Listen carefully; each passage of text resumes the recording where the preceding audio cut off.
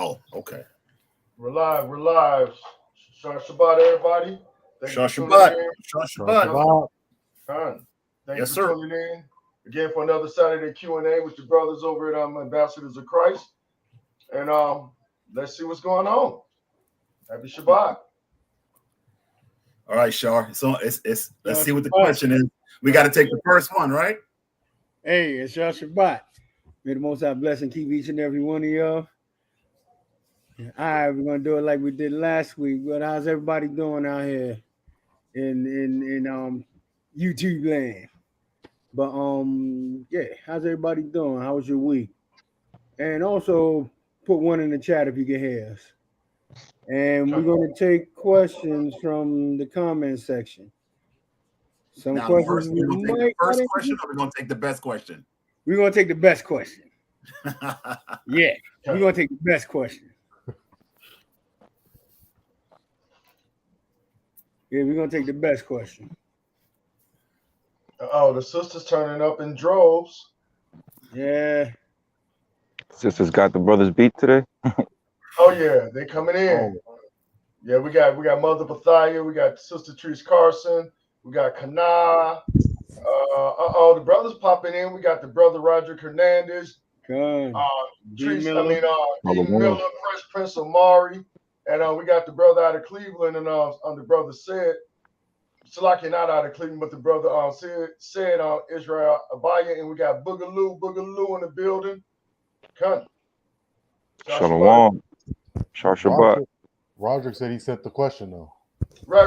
Salakia, brothers and sisters. We don't have access to the email right now, so if you did send a question to the email, we're not going to be able to see it. So if you could kindly just drop it in the chat. Baba Kasha.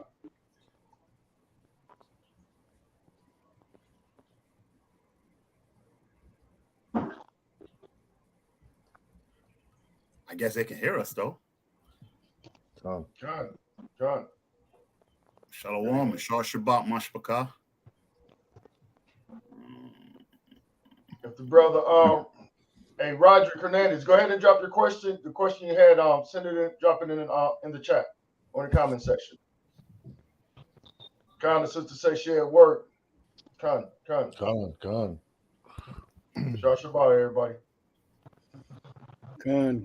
At least you're tuning in for for this nice Q&A here. Con, y'all could have been anywhere else on the Shabbat, but we thank y'all and we praise to the Most High and the Mashiach Yahushua for y'all tuning in with us. Y'all be turning up in the chat, man. Y'all be making it live. That's why we like to engage y'all. I'm telling you, somebody gonna hit us with a good one, man. Yeah. I can already feel it. Here we go. From my understanding, we are only to worship the Father Yahweh, or he says Yahweh, and not the Son Yahweh Shai. I'm a little confused and just needed clarification on Hebrews 1 and 6. Is it Hebrews chapter 1, verse 6? Con. I'll pull it up on the screen.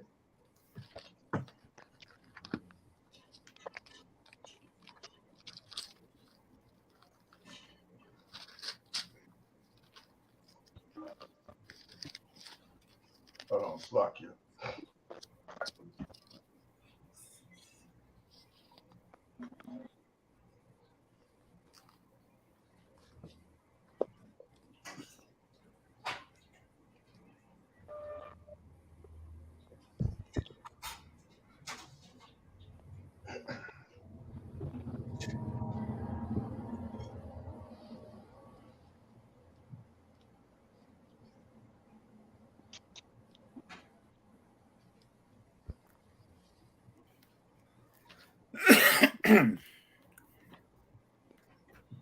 I'll read if you want me to. Yeah, I'm just waiting for Chief Priest and them when they let me know when they're ready. I got it. I'll read. Con. No, Okay, this is Hebrew chapter 1, verse 6. And again, when he bringeth in the first begotten into the world, he saith, let all the angels of the Most High worship him.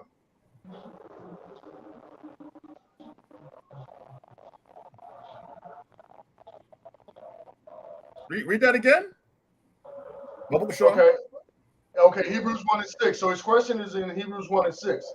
Okay. And again, when he bringeth in the first begotten into the world, he saith, and let all the angels of Yahweh worship him. So his question is right there on the chat. I guess his question is he says, from my understanding, we're only to worship the Father, Yahweh, and not the Son, Yahweh Shai. I'm a little confused and just needed some clarification on Hebrews 1 and 6.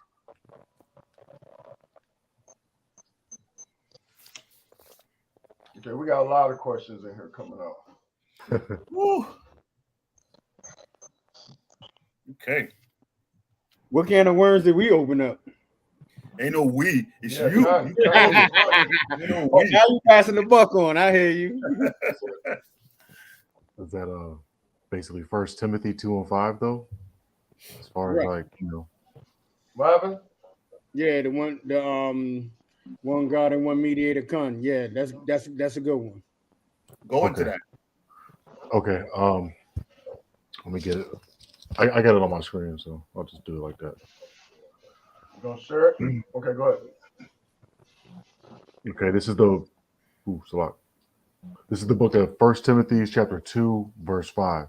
For there is one God and one mediator between God and men, the man Jesus Christ, Right. the Mashiach Yahushua. There's one mediator. And what does a mediator do? Basically, a mediator is like a lawyer. So the Most High is the judge, Yahweh Shai is the lawyer, and we're the defendant. So Yahweh Shai is the mediator. So we got to go to the mediator so he can speak to the Father on our behalf. He will speak to the Father on our behalf, like Hebrews 12 and 24.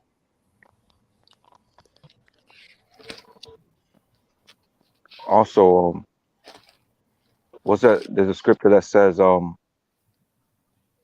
dominions and all powers and everything is subject to Yahweh Shai, because the Most High put him over everything. So even the angels are subject to Yahweh Shai because he was the firstborn of creation.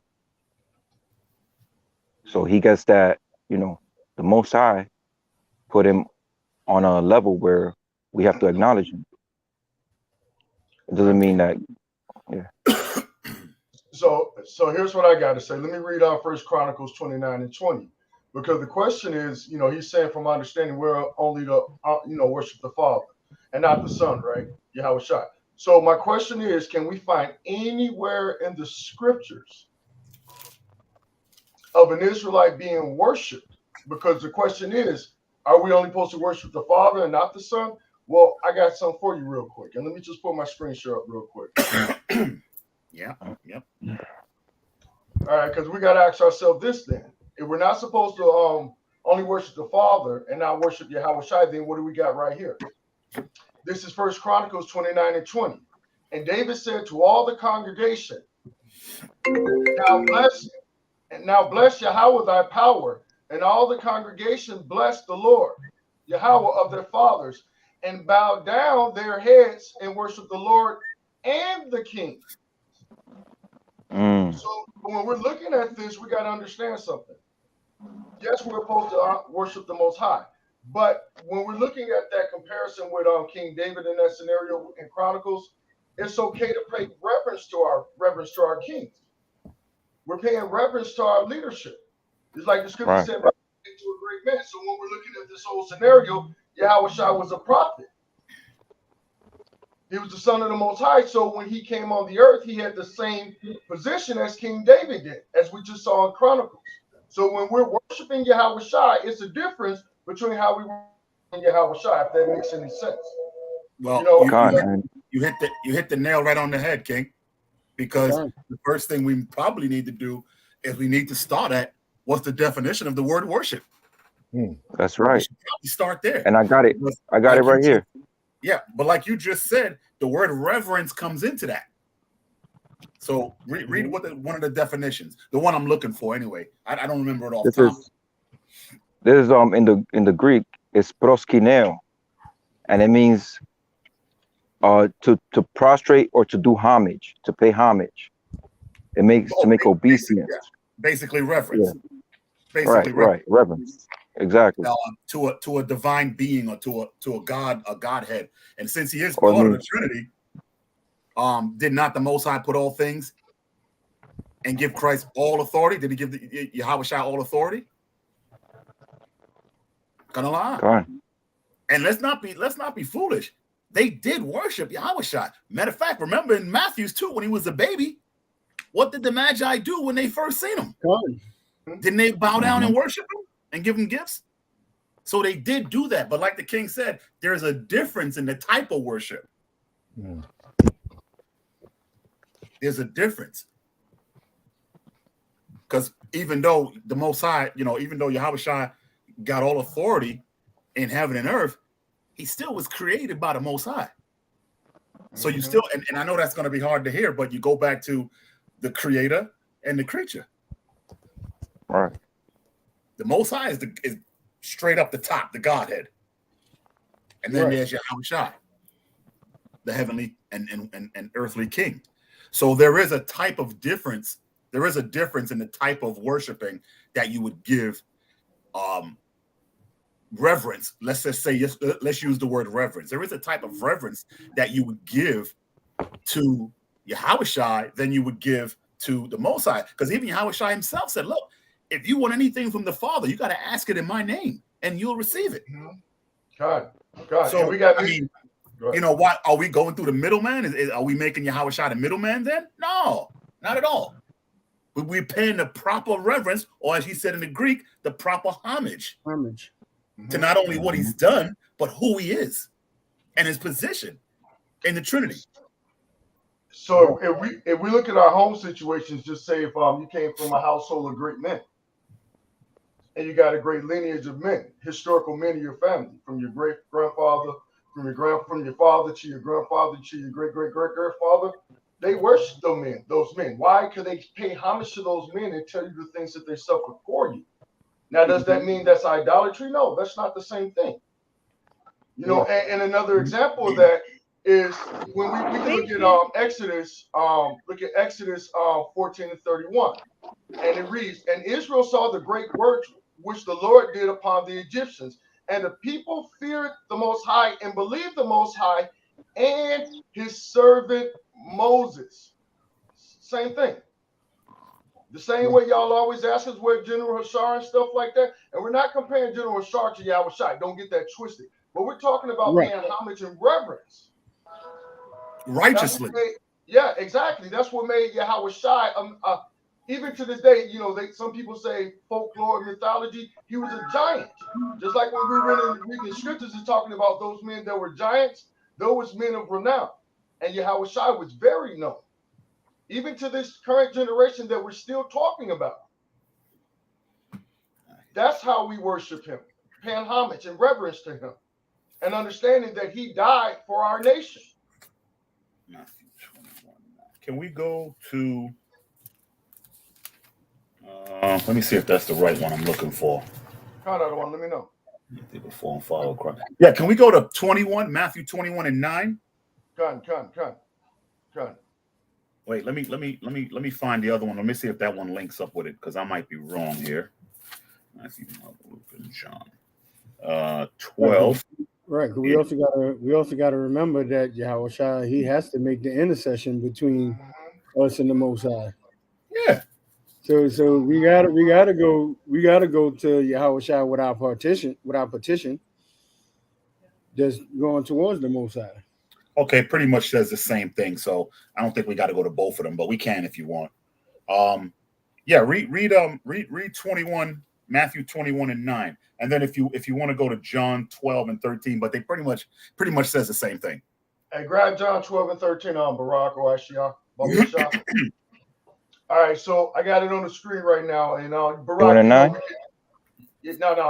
Barak, real quick. You know, me and you, we can both do the screens, jump in between the screen share, so you can pull yours up on the screen as well.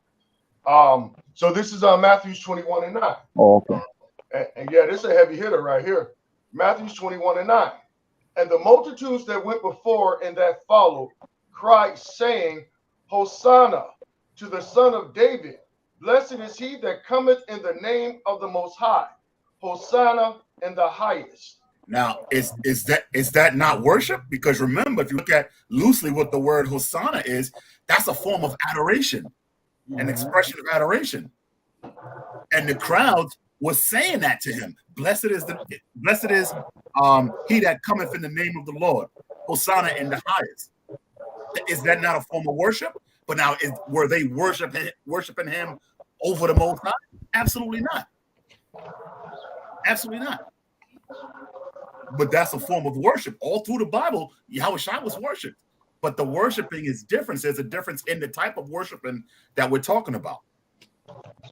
Because if the Most High said from heaven, yo, this is my son, hear ye him, well, how are we going to go back to the Most High? We got to go through him. We got to, because the chief priest just said he's what? The mediator.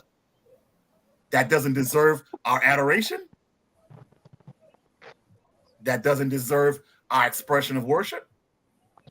Remember, we're worshiping him based on who he is, what he came to do, and his position in the Godhead. We're not worshiping him as God, as the highest.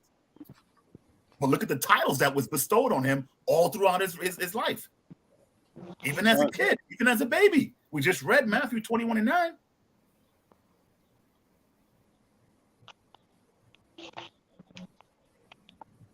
So we're not looking at it as it's a difference between worshiping earthly men, because the king hit on a good thing too. When we look at our fathers, that is a form of worship, because guess what? Our fathers are supposed to be who? In the earthly Godhead. Our fathers are supposed to be, if they're righteous, a representative of the spiritual power. Yeah. They're supposed to be an earthly representative, because guess what? Yahushua was the earthly representative of the heavenly power and the Most High. That's why he came to earth. One of the reasons why he came to earth, flesh and blood. That he was the physical manifestation of the heavenly power. And same thing with our ancient forefathers. Yeah. So you can. He does deserve that worship. Now we can't get it twisted on what type of worship we're talking about. And I got a scripture.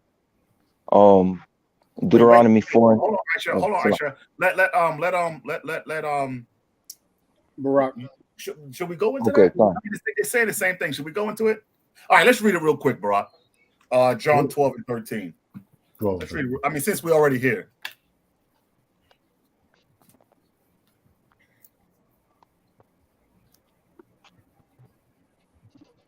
This is the book of John, chapter 12, verse 13. Took branches of palm trees and went forth to meet him and cried, Hosanna, blessed is the King of Israel that cometh in the name of the Most High. And Mashiach Yahushua, when he had found a young ass, sat thereon, as it is written, fear not, O daughter of Zion. Behold, that was it. That was it. I just wanted you to go through that to show that, because these books are given the same story from a different perspective, so you can see that they understood that as well. They understood the worship of Yahushua as well. Right. Even when y'all remember when he came back, when he when they were going to tell about the resurrection, when he resurrected and he met them on the way, did they not worship him then? You can go to the scripture and read it if you want, but they worshiped him then. So there is a he definitely is deserving of that worship, because of where he is placed, because of who he is, because of what he is and has and will do, and who he is to the Father, the only begotten. Ain't nobody else ever got called that. And we're all sons and daughters of the Most High. God, that's why I was going to bring out Deuteronomy. Yeah, bring it out. Bring it out. Go ahead and grab it, Barak. Grab it for me. What you want? Deuteronomy 4, verse 7. it says, for what nation is there so great, who hath God so nigh unto them, as the Lord our God, in all things that we call him upon him for? And Yahweh Shai, we know that he had the Most High super close to him. That's why his name was prophesied Emmanuel, God with us. Con. So the same way that we get a certain a portion of that, because the Most High said that the nations will look upon us with like such reverence and pay homage to us. Well, there you go. You know, so and Barak, give me John 20 and 28. I'm gonna show you, because then we got to ask ourselves a question. Well, get that first, and then I'm gonna ask the question. It won't be a banger. It's an easy one.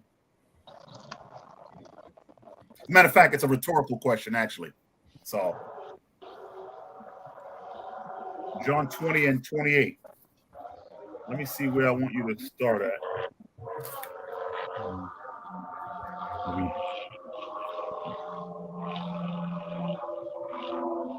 No, 20. Start at 26, 28 and 26. This is the book of John, chapter 20, verse 26. And after 8 days again, his disciples were within, and Thomas with them. Then came Hamashiach Yahushua. Salak. Hey, you know what? Salak, man. I go to 24. Start at 24. My bad, Salak. Start at 24. Okay. I'm just trying to get a gist of where Thomas was after he saw what he saw. Because who was Thomas? What was he known for?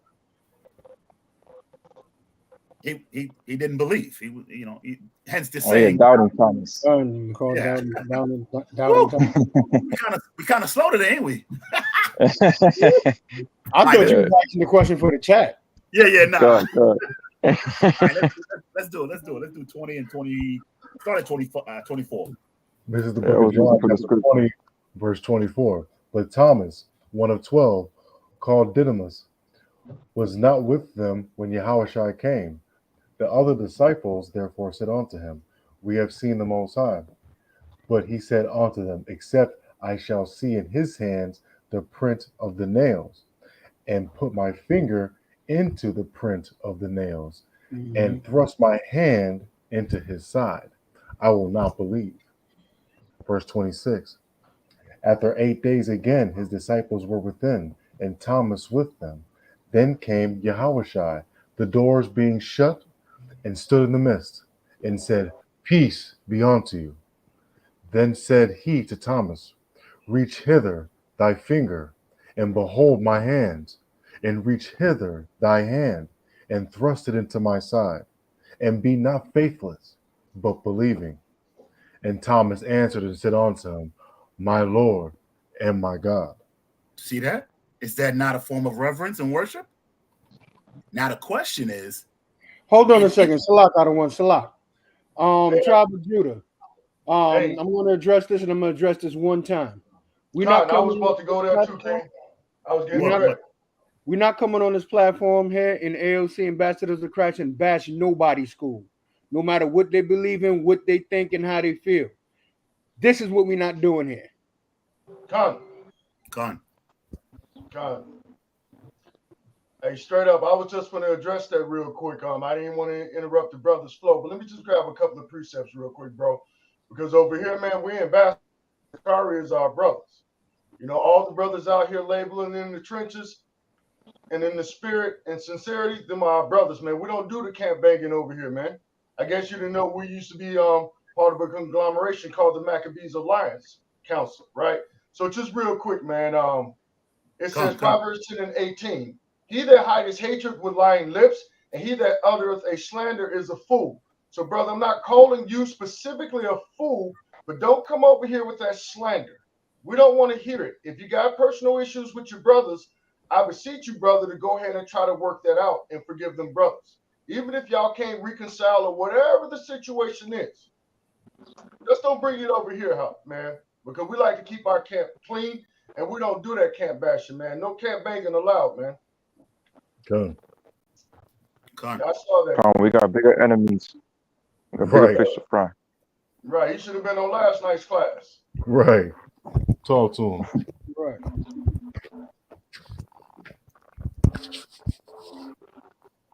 Come on, this is ridiculous.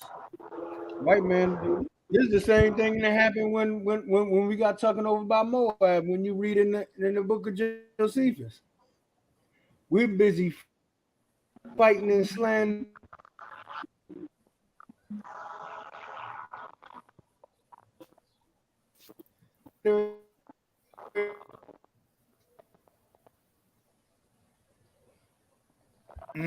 Oh boy, here we go. Let me just finish this point because I know you see it in the chat, in the comments. What's that? What's that? I'm looking right there. Oh man. Yeah, I seen it. I mean, it's that same comment, you know. What is it? Shaka? Is it T pronounceable or no? Oh, Tashaka, yeah, that's Shaka. Yeah, Shaka. Okay. Oh yeah. Shaka. Woo! This one right here. Yeah. And then I bet Angelina Vega too had the same type of thing. Yeah, okay. So it says, I have witnessed an intense exchange the other day. Question: is sex laying with a woman make her your wife? If so, is there a need for a divorce decree or a letter? Why is there? And let's see, because there's two questions, and I think they kind of go together. So let's see what this other one is. Is sex marriage or not? It's very confusing because the brother says it is, and I feel it's his way to keep me from being with a brother in the truth. Okay, so yeah, them kind of questions go together. Mm-hmm. And actually, we actually had other questions before that, but we'll address. Go ahead and handle that. Okay, so is laying with a woman make her your wife? If so, why is there a need for a divorce decree or a letter, book, chapter, and verse? And then she says, is sex marriage or not? It's very confusing.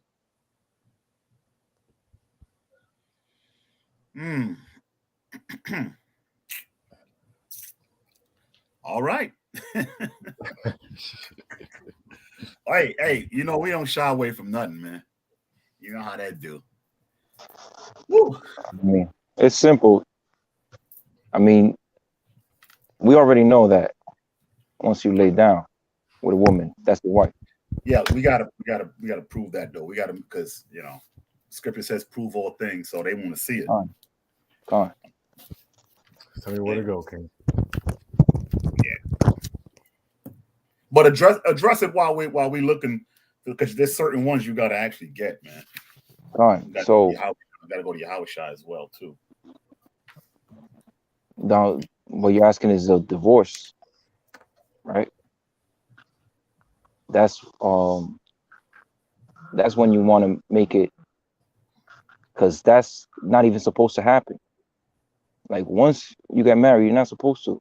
The Most High said He hates divorce, so that's when you gotta at least make it known, because that's not even supposed to happen according to the law.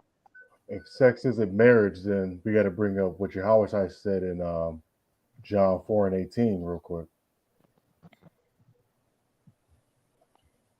Oh, come on. Yeah, let's see here. See, John.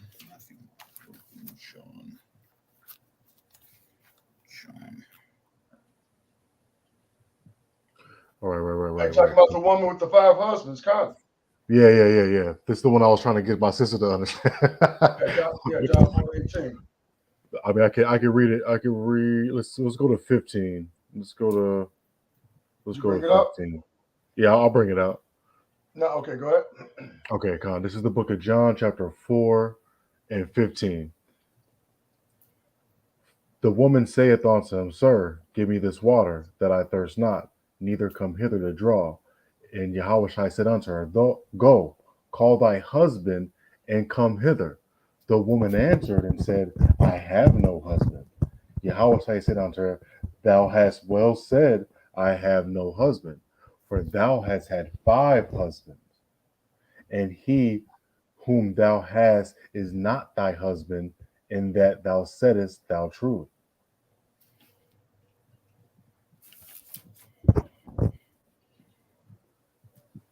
So I mean, what's going on here is that just like you have a boyfriend, right? But that's really in actuality your husband. You know, that's kind of like you have 5 boyfriends, you know, but when you get married, that's going to be your first husband. But in actuality, you really had 5 husbands, you know. So I know that you know, we like to play this game in America when we talk about that boyfriend girlfriend type of thing, and we learned it from a young age. But in actuality, you know, it's saying here in the scriptures that Yahushua said that the people that she's had relationships with in the past, regardless of title, were in fact her husbands. Right, because she, if you look at it, Yahushua is pretty much telling her that in these scenarios for the 5 husbands, what was she doing? In fornication, adultery. Why? Because she went from man to man, meaning she opened up her quiver to receive his arrow. You're in her quiver, you know what I'm saying? So, you know, sex itself is part of the process, but there are other steps that go along with it. You got the ceremony, you got the portion where, actually, I just seen this the other day. Give me a second. Let me digress real quick. I just seen this. Give me a second. Because you got to think about it. We got examples in the Bible where the marriages were arranged. Let me think. Was it with let me think. I'm trying to remember. Was it Isaac? You know, Isaac and Rebecca? I believe it was Rebecca. Let me see if I can find that real quick. Yeah, come. Let me see if I can find that real quick. Was that Rebecca? Yep, in Genesis 24. Genesis 24. And let me just see where I want to start at. Okay. Because, you know, like I'm not, you know, it's a process that goes with it. Yes. You know, just like you got the courtship, you got the parents meeting, the exchange of gifts, dowries, and things of that nature. So let me just go ahead and find out where I want to go.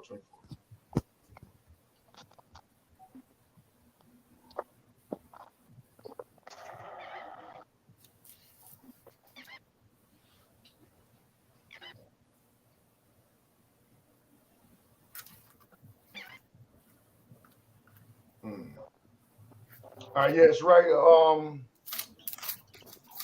Where do I want to go? Where do I want to go?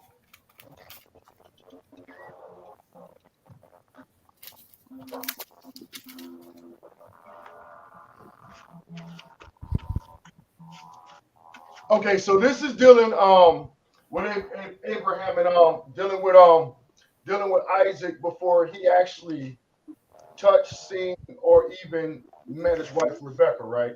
Let me see where I want to start at.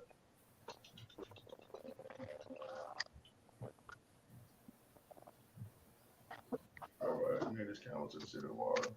Then our masters, for the daughters and never come to pass. Hold on, I'm sorry, Salakia. Just was in this the other day.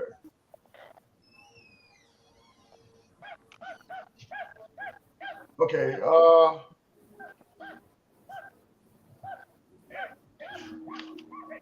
okay, so I'm gonna start up in Genesis 24:15, right? And it says, and it came to pass before, yeah, grab that real quick.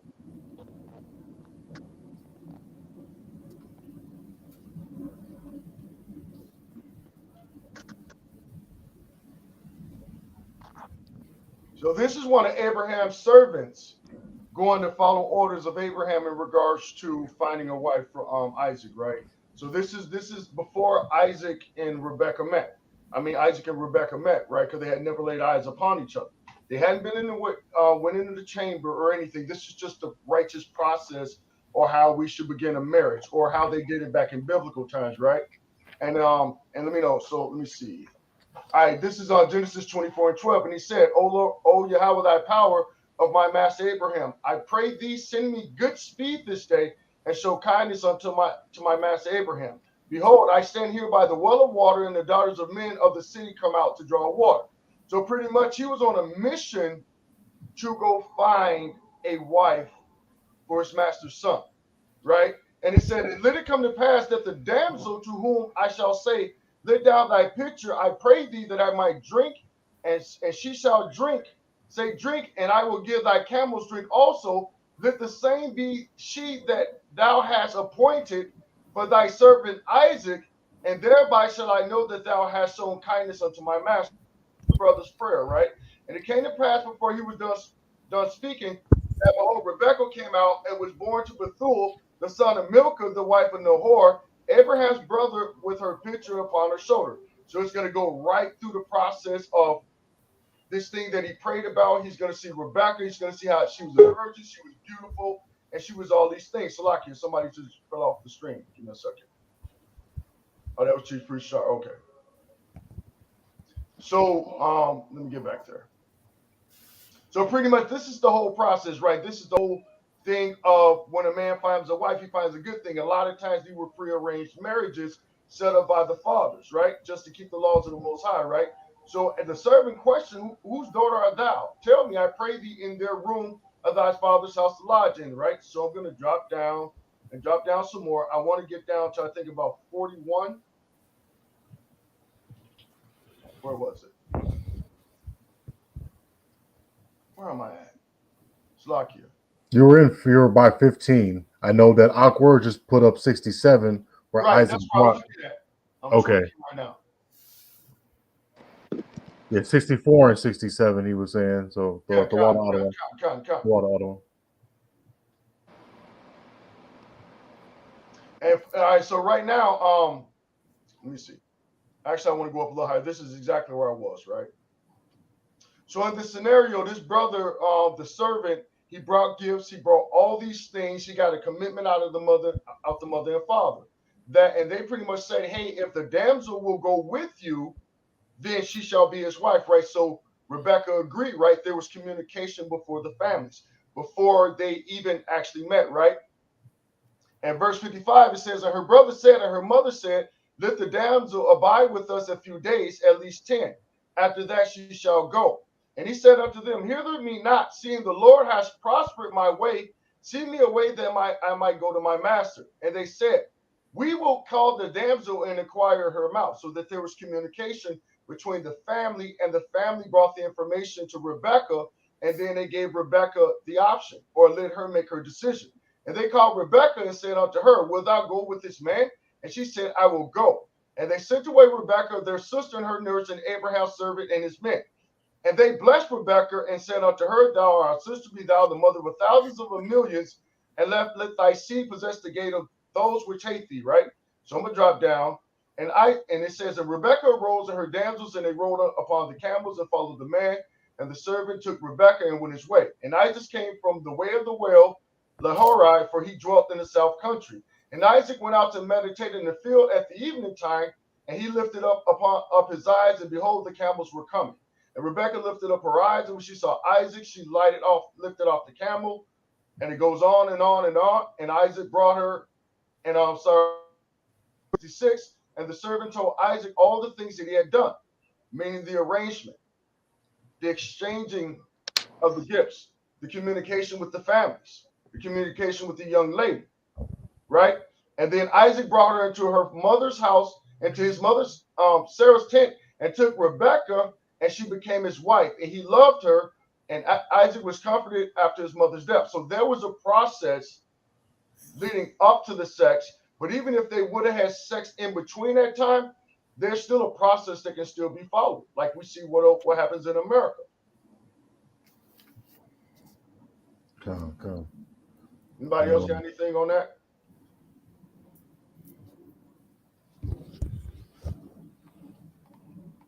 Well, the sister was just saying that she's trying to live as righteously as possible and all that type of stuff. So that's right. Good. That's good. That's definitely good.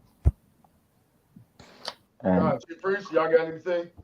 Oh, there he is. Well, the thing is with that, man, we got to look when we go back to see, this is a touchy thing when you start dealing with marriage and divorce and all this other kind of stuff, because you got to remember, you always got to keep that in context of what was going on at the time. Now, when you look at the time of the time of Yahushua, when he was here walking the earth, our people was wilding out. That's why he corrected them, because our people was wilding out. The chief priest and the temple was making it so you could divorce your wife for anything. If you ain't like the way she dressed, divorce, bill of divorcement. if she walked too hard on the ground, up bullet divorcement. And in the beginning, the Most High didn't make it that way. The way the Most High made it out, and we go back into the Old Testament where he talks about where, how he made male and female, made them both, and they became one flesh and all of this other kind of stuff. That's the way it was supposed to go down. That's the way it was supposed to be. You're supposed to be dealing with it. But at that time, the people were going off because they were being led by the chief priest, who was just, they were just basically selling out their office, and they were just making anything goes. The traditions of men, like, hey man, look, if your wife, if I don't like the kind of dress she's wearing, nah, I'm not with that. But now remember, to keep it in context, if we go back to the time of Moses, what did Moses said about giving your wife a bill of divorcement? That was permissible. Now, if Moses had gotten the law from the Most High must have been okay with that under certain circumstances, or else he would have checked Moses like, nah, that ain't what I said. Right. So we you know what? Let's Hey, Bun. Let's go into it. Hey, Bun, even going all the way back then, look at Adam and Eve. He didn't give Eve a bill of divorcement, and she went beyond measure. That's a rough one. But he should have. That's a rough one. Let's go to Deuteronomy 24 and Hey, one of the brother's follow-up question was, because I What? guess his other follow-up question was talking with the brother Shaka. What if she commits adultery? So I guess more or less his question is really centered more around about what does sex mean marriage, and then what if a woman commits adultery? well, I mean, you remember what Yahushua said. He said because of the hardness of their heart that he permitted the divorcing, but it was also stated that if you put away your wife, save for the if it's other than adultery, then he had an issue with that. But you got to balance that out too, because we could show where there are other reasons that things go on that way. So you got to kind of keep that in context and balance that out too. But he basically wanted to state that adultery thing because that was a real abomination according to the Most High. But he also was addressing all the petty stuff that these brothers was doing. Because what you do when you get a wife, what happens? You go ahead, you get this woman, right? You court this woman, right?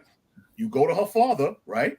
You pay this, you ask for her hand in marriage, you pay the dowry. Now remember what you're doing. Now you taking, if that father is elderly, you taking that woman out of his house, his daughter out of his household. That's his bread and butter. That's how he gets, he's being taken care of by his daughter. So that was a serious thing in the eyes of the Most High. You just ain't gonna get no woman and then just bounce on her because you ain't like what she was wearing. Mm-hmm. You know what I'm saying? So you had to keep that in context as to what these dudes was doing. And that's why the Most High put it out there from the beginning. But let's go to Deuteronomy so I can give you a better understanding of. Pull it up, bro. Go ahead. So that was Deuteronomy. What did Chapter I say? 24. 4 and 24. Start at. Let me see. Start at. You know what? Is it one I want? One is what I want, right? I believe one is what I want. Yeah. Let's hold on. Yeah, 24 and 1. Yeah, let me go. Yeah, let's start at 24 and 1. You know, when you get old, man, you start forgetting. Let me get 24 and 1, man. And that's why I'm here for you, Bun. I appreciate you. Mr. Dictionary. I appreciate you. This is the book of Deuteronomy, chapter 24 and verse 1. When a man hath taken a wife and married her, and it came to pass that she find no favor in his eyes, because he hath found some uncleanliness in her, then let him write her a bill of divorcement and Now give it. this is coming from the law, the law that the Most High gave Moses, right? But they took this law and just completely went buck wild with it. And all during that time. And it was Yahushua who, when he came up on the scene, checked them on that. Because remember, that was just common practice at that time. Mm-hmm. So he came in and he checked. So it wasn't like they were totally they were totally off the mark in the way that they were doing it. But it tells us here, we go all the way to the beginning now. We're not talking about, let's forget about the time of Yahushua and what they were doing before then. We going all the way back to the law, dealing with the law of Moses, where this came out of his own mouth. Hey, when a man have taken a wife and married her, and it come to pass that she find no favor in his eyes because he has found some uncleanness in her, then let him write her a bill of divorcement and give it in her hand and send her out of her house. However, keeping that in context, you got to have some real serious uncleanness. Right. Notice that's how he only ever mentioned adultery, because that was the biggest of the abominations. But there were other things, because how many times we go in the scriptures and we see about a loudmouth woman, about a woman, a wicked woman, about this, about that, about how many times we go in there and see those type of women, the Jezebel spirit and all that kind of stuff. So you got to keep it in context. Yes, did the Most High start off wanting us to be divorcing our wives? No. Are there reasons that it can righteously be done to this day? Yes, it can be. Okay. I got one to go exactly what you just read. Because when they're talking about it, he found some type of uncleanness, and go to Deuteronomy 22 and 13. Yeah, let me see. I don't know how I missed that. And just real quick, hey, we just I don't know if y'all seen that comment in the chat. We got somebody on the other side of the earth trying to get some smoke and all of that. We ain't playing that with you today, brother. I'm not gonna even see your name, man. I already know what you're doing. I see you on all of that, son. That brothers, man. We're not doing that with you, brother, man. Enjoy the Shabbat, man. Peace and blessings. Right. Shalom, man. Just praise the Most High, keep the Shabbat. We're not on that with you. Right. It says, so there's no link. Oh, I forgot I'm blocked over here. Brother, you ain't blocked. That's all in your mind. But y'all serve Yahweh, though, huh? Brother, have a chill pill, man. Have a Coke and a smile, and enjoy your Shabbat, man, with your family, brother. He don't got no wife. Right. We got too much time. Right. You shouldn't have divorced her. Right. Straight up, man. I don't know why cats be doing that, man. Yeah. I do, but we ain't allowed to say it on the Shabbat, but I know why. Right. But you don't hear our name and drama and all that, man. We don't be all on that social media back and forth, being Facebookalites and YouTuberites, beefing and battling and trying to chop brothers' head up and sounding like the straight nigga kingdom. Yeah, I know. Get some time on the job. Get some time on the job for you come after us. Get some time on the job first. Right. We don't do that. We don't get involved with that, man. Right. He one of them Old Testament brothers. I ain't gonna say his name. He's he's known. He's very known. He's just one of them Old Testament brothers. So he's trying to come after Yahushua. You know what's crazy? I'm glad we chose this question to take, these questions to take, because that was gonna be my question based on that sect. But I'm glad that didn't work. It didn't turn out that way. Wouldn't have been nothing, wouldn't have been nothing nasty, nothing. Just certain things that I even wonder about them. Right.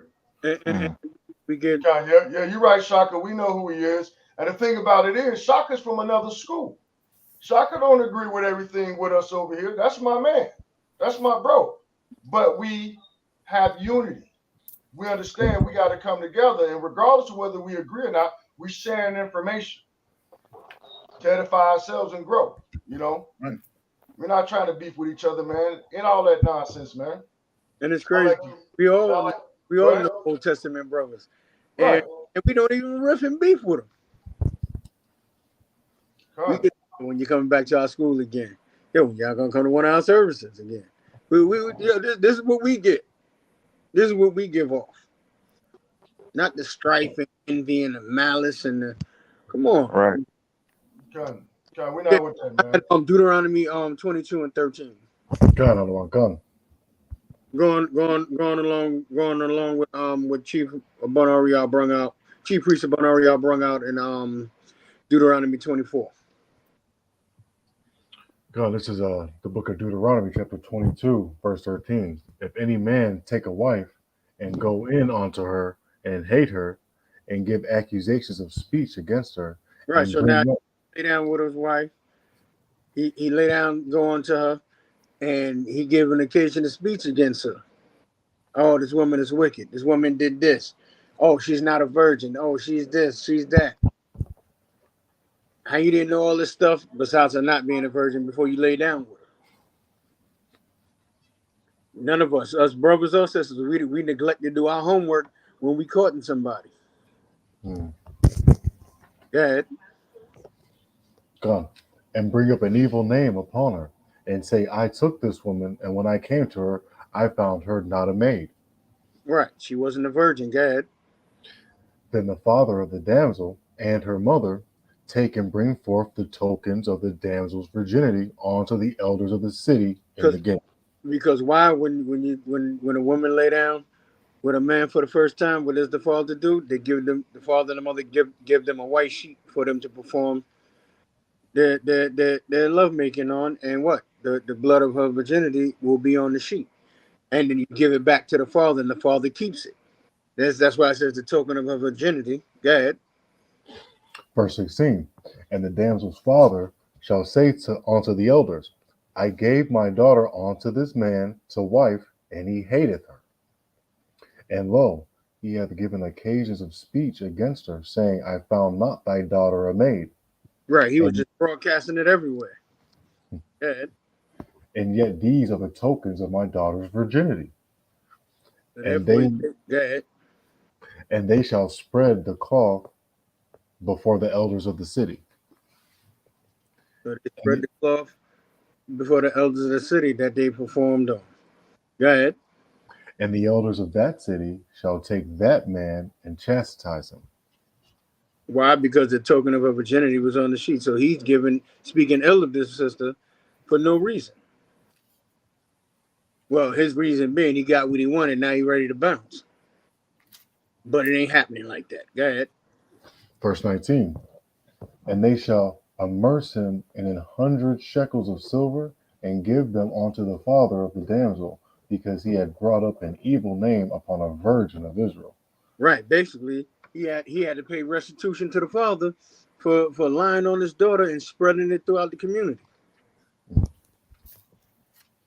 You know, and that's why you got to ask yourself the question. You got to say, hey, man, I wonder, you know, is there any wonder that you don't read a lot about marriage ceremonies in the Bible? You don't read a whole lot about that. I mean, yeah, Yahushua turned water into wine at a wedding, but you don't read a lot of marriage ceremonies, because normally at that time, marriage didn't evolve into a ceremony. It was usually like the chief priest just brought out. The man likes the woman, he courts the woman, and with the permission of the father, they live together. If you want to know, if you want to really get into, so that's why you don't see that a lot. And if you really want to get into it, if you got to use your brain on that, all you got to do is go back to Genesis 2, what's that, 2 and 24. That's basically what it is. That's basically what it is right there.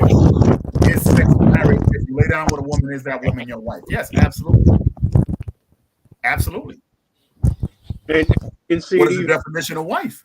Right. What is your wife to you? So I mean, you know, you gotta kind of use common sense sometimes with that. And we gotta understand where we gotta try to get out of the English mind state of reading. We gotta actually go back to the Hebrew, because it tells you I think what we really got to do is get people to really start understanding Paul, because I think a lot of these questions, I don't know if these personally came from because of that, but when they read Paul's ideas about marriage and all this, where he's like, yo, celibacy is cool and all that, but if you can't hold out, then you know, have your own wife and let her. Whoa! You got to understand what he's talking about there. But you know, they get a lot of that Paul mixed up, and then they start going off with it. So I think I've seen that personally. So I think we got to definitely some of these classes we got to go into Paul, man. We just have to. My beloved, you know, at some point, because I think a lot of the stuff that people don't really want to ask, or they get it from there, and they tend to, you know, to go into other things, because he basically goes into, hey, look, man, I likes it too. But if you can't rock out the way you're supposed to rock out, then just don't do it. And so a lot of people start getting that confused. But yeah, when you lay down with your wife, man, that's marriage. And again, like the king brought out, there were other processes. But the fact that you don't read a whole lot about marriage ceremonies should tell you what? You don't read about those. Even if you go into the history, you don't read about those. And that would be one of the things that would have to make her your wife, because that's what they do here. It's, we go to the church or whatever, we get married, we exchange the rings. Hell, rings weren't even in the Bible. Rings weren't even there. That's not a custom of our people. Or if it was, it wasn't righteous. Because we was wilding out at some time, so everything was. We did everything. Right. We did everything. You go back to the plagues of Egypt. That's because we were there so long. We started doing the same stuff that they were doing. Good. And that's why the Most High purposely did that. So yeah, let me not get off the topic, but yeah, but definitely sex is marriage. But we're not saying doing it quote unquote Esau legally, because they got so many loopholes and stuff now. Now you with your wife hearing the truth, and somebody pass, one of y'all two pass, and you want to bury somebody. Your husband is a general or priest or whatever title he is, well known in the Israelite community, and then all of a sudden he passed away. His family says, I don't care what you say, I don't care what y'all believe in. All of a sudden he buried in a suit and a tie and a brim hat. It does happen. The funerals in a church on a Sunday morning, in between services. Oh, his body cremated. Right. One of y'all got insurance money, but the family is like, hell no. So what? They've been together for 25 years. These are the things that we got to think about. Not saying running to Esau and go get married. I'm not saying that. Choice is yours. Come. And we it looked like we got some other questions too. I kind of put stars on them so I can keep up with them. Let's see. It looks like the other question was from the brother Roger Hernandez, and it's a two-part question. It says, what is the difference between being reckless versus fearless? For example, if I am harassed by a group of people and I am clearly outnumbered. And then what's the difference between being reckless versus fearless? For example, if I am being harassed by a group of people and I am clearly outnumbered, should I just run away or stand my ground? Even if that means that they might fight me. If I run away, does that mean I do not have faith in the Most High? You gave me leg, right? You had about 50 people about to pounce on you. You ain't gonna run? I'm gonna run. But whoever's the fool to get closest to me is he gonna be made a prime example of. Right. Because you definitely, if you stand there and you got that, look. As a matter of fact, Barack, share that video. That first video. What was it? Let me pull it up and I'll drop it in the chat. I want you to see this video, and I want to ask this brother this question real quick. I want him to see this video. Let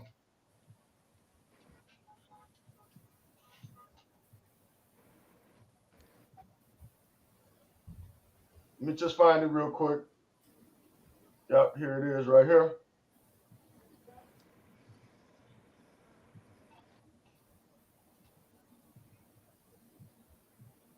I'm going to drop it in the back private chat right now. Right. Stocker, right. A good run is better than a bad stance. Yeah, don't. You got to use wisdom in everything that you do. And I got to be honest with you, that's a foolish thing to do. If a bunch of dudes is coming. Listen, you honestly got no wins with that. You know what I'm saying? You really don't. And you ain't proving nothing by, getting whipped out. You ain't proving nothing. Now, if you got to defend yourself, they're too close to you that you can't get away. Well, you got to fight tooth and nail. You know what I mean? You got to do what you got to do to get away. But right. Brother Shaka Kelly said a good run is better than a bad stance. Oh yeah, every day, every day. Run, Forrest, run, Forrest, run.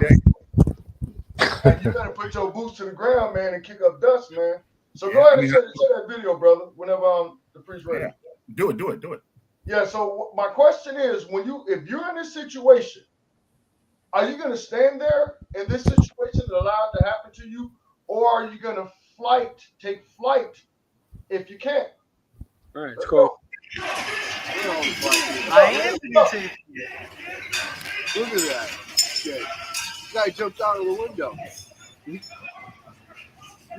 Ooh, he's throwing haymakers. That's the rapper Freddie Gibbs and getting jumped by 50 guys with Benny the Butcher. Wait a minute, I said 50 guys and they've never seen this video. Yeah, this just happened this happened right after the Buffalo, New York shooting. This happened in Buffalo, New York. We got it out in class last night. Yeah, these crackers are shooting us down with high-powered rifles and we still fighting each other? Gun. You stop the video, I don't want off the shot. So brother. So the brother Roderick, where's the wisdom in allowing yourself to almost get murdered, to get stumped out? Hey man, we shouldn't tempt the Most High, man. Being in a situation like that, that's not being a coward. That's being reckless. Not being a coward. It's not being fearful and not trusting in the Most High. If the Most High is wisdom, actually. If your natural instinct is to avoid that situation, now let's think about it. If you're walking through the streets of your neighborhood, and I'm going to speak where I'm from Chicago, and on this corner is 30 Negroes out there every day. And back in my community, I used to sit in my yard and watch the so-called guys on the corner, what they was doing. They would let dudes walk past them real sly, real coy, and before them dudes even reached the intersection, they was being mobbed. We used to call it a Klondike party. Why allow yourself to be beaten and abused because you're hard? You know what I mean? So now, that wasn't even a tough one, man. You got to use wisdom, man. Paul said, brother, I'd rather have you not be ignorant of any matter, great or small, for the most part. So use wisdom in all things, King.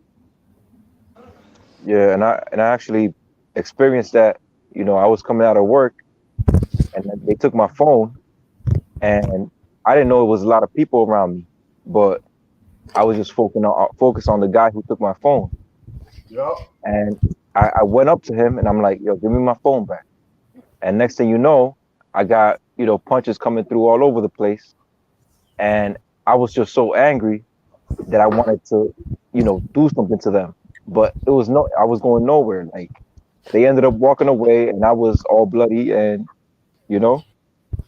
but I felt like I did something, but nah, I didn't do anything.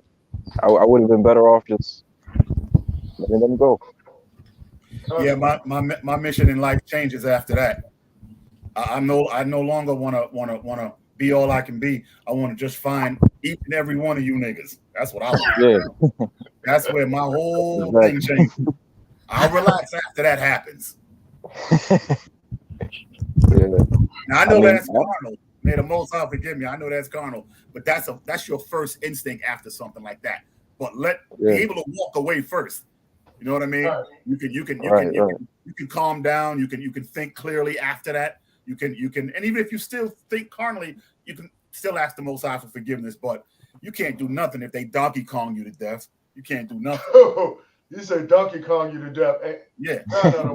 You don't need that. Kind. And you know what? The reality of it is, man. The Most High, is a man of war, and we understand that we are supposed to be able to defend ourselves. I would tell any man to be able to defend yourself, but you got to know when to fight and when it's not time to fight. That's you got to right. understand when there's no glory in it. That's You get right. beat up by 30, 40, 10, 20, 30 dudes. And trust me, I'm not saying I wouldn't say that, I know Chief Priest Shaw and Lieutenant Abon, them brothers are trained. So I wouldn't dare even utter out of my mouth that I'm going to get with them. But what I do understand is that the Most High did train us all to be able to defend ourselves in some way, form, or fashion. You know what I'm saying? Whereas I'm looking for Psalms 144 and 1. It said, "Blessed be the Most High, my strength, which teaches my hands to war and my fingers to fight." And think about it. Think about all the different times Israel was going out to war, and we seen our enemies, the ones we was going up against, the heathens. And man, that fear came upon the people. Was it natural? Yeah. It was also a lack of faith, but they had to be reminded. You know what I'm saying? So now, brother, don't put yourself out there, man. You ain't no caveman. Obviously stay in the spirit. But if the spirit is saying, "Look, I think you should get the hell out of here," I think you should listen. All right. God. There's nothing worse than not being able to see where the next punch is coming from. That's a dangerous thing. Because now everything is open. Your whole body is open. So it's super dangerous not being able to see or know where the next punch is coming from. And that's because there's too many damn hands. So that's a no-win situation there, man. Right, Con. You got to let the wicked fall into their own nest, bro. Yeah. And you got to remember, man, a lot of them out there, they got feet swift to do evil, man. Like it says in Proverbs. Go ahead. Yeah, kind of. In Proverbs, I believe that's Proverbs 6 and 18. Hey, bro. You love yourself, man. Be wise. Con. So let me see what else we got up in here. We have some more questions. Okay, we got a new question. Let me see what else. Okay. So let me just go back up. I want to because we kind of jumped out of order. So I hope we answered. Let me see if the brother Roddy replied. Okay. Okay. He said, "Khan, I understand. I wanted to make sure that I wasn't disrespecting the Most High by not having faith in Him." Yeah, brother. Hey, let me tell you something, man. I know we all coming out of the world, but that's a form of Christianity. Hey, faith like that. Let's go hand in hand. Well, I got faith that He's going to allow me to get away. Yeah, exactly. They got come too. Con.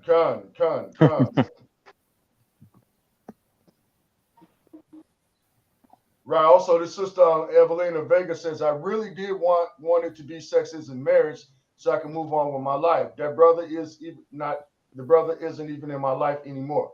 Okay, it kind of gets a little deeper then. Okay. Ooh, yeah. Con. That's what I'm talking about right there. Con. Yes, sister. We all right. So she's saying that the brother, that's probably sister Evelina Vega. That's probably more or less of a question that needs to be handled in counsel or something like that. Yeah, because I don't want to go into too many specifics about what you're going through and what your scenario is, and we definitely don't want to, your situation or whatever it is for the mass media to be able to try to pass. Right. Absolutely. How our community is. So I would rather do it that way, my sister, to keep you protected and take them from there. So right now I would just tell you if you and the brother are not together, just stay celibate, keep your kuba to yourself. Don't pass it to any man until you, and I'm not saying until, I'm just saying get yourself some counsel. If you maybe talk to Chief Priest Shar or someone like that, you can always reach out and let us know. And let me just drop the email down there for anybody. Well, it's kind of hard right now because we got a situation with my beloved brother. But anyhow, the brother do got access to the email. So if you want to set up a council or anything like that, actually, the only person who have access to the email is the other brother, obviously. Yeah. And so we will probably have to reach out to the brother. So yeah, I would just say get you some counsel on all of that. Because Israel can definitely be the Jerry Springer show. We don't want that for you. Nah, hell no. Yeah. I've been dealing with enough of that of Israel throughout my younger years in my life. I don't need no more Jerry Springer of Israel. Right, kind. We don't want no parts of that. All right, so let me just go back up. Is there a way you can actually connect with the sister about this? Yeah, I could. Yeah, I know what to do. And I thought I already did one. Okay, I gotta make one. Give me a second. And I guess what we can do is for the time being, since with the brother, situation, I guess we can do it like this from now on. Real Jew. Oh, that's funny, man. Yeah. We got a gangster on the. Right. Did you see what I'm saying? I haven't seen it. Wait a minute, I haven't seen it. That's what I'm talking about. Oh, praise. Oh, it's lit today, man. It's lit today, man. Bless y'all, man. For being You know how it is, man. I gotta definitely purge that from my spirit. I don't know how to do that. After she, I just put mine up there. Okay. I'm gonna put mine up there so she can email me directly, and then we'll take it. Then I'll get it over to you. Right. No, where is it? No. Okay, right there on the screen, right there says all questions or requests for counsel to Ambassador Yabatazah at gmail.com. So for that sister, for the sister who has that situation, Sister Evelina, you can reach out to me and I'll get you in touch with myself and one of the chief priests. And we're gonna keep you in prayer. Most definitely.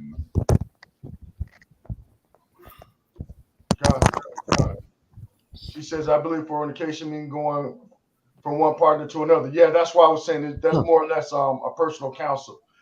Shock, and real quick, Shock, I'm sorry we got carried away. I don't know which script you're referring to. If you can bring it back to our memory, we'll definitely I'll drop it in the we'll bring it out again, or I'll mention it again or drop it in the chat. Let me see where's the other question was. Question. Grandma calling you. Fresh Prince Amari. He said, from my understanding, we already did that one. We did that. We did that. All right, I'm looking for the blue stars. Let me see. I'm tired of walking with my finger on the trigger. Oh my God. Go. Oh my goodness. That's what I'm talking about. Okay, here it is. Fresh Prince Amari, he posted in the book of Ecclesiastes 9:16 through 18. What makes wisdom better than strength? Why is it heard in silence compared to cry of fools? And why is it better than weapons of war? That's a great question, bro. Super. That's a deep one. Mm-hmm. Yeah. Them chief priests and them take care of that one, bro. That was a heavy hit. That's a lot of meat right there, bro. I'll read it again in the book of Ecclesiastes 9:16 through 18. What makes better wisdom than strength? Why is it heard in silence compared to the cry of fools? And why is it better than weapons of war?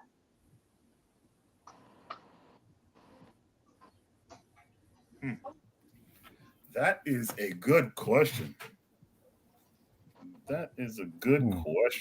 Where's the general when you need him? Watch it. I know, right? Oh, wow. Shalom, General.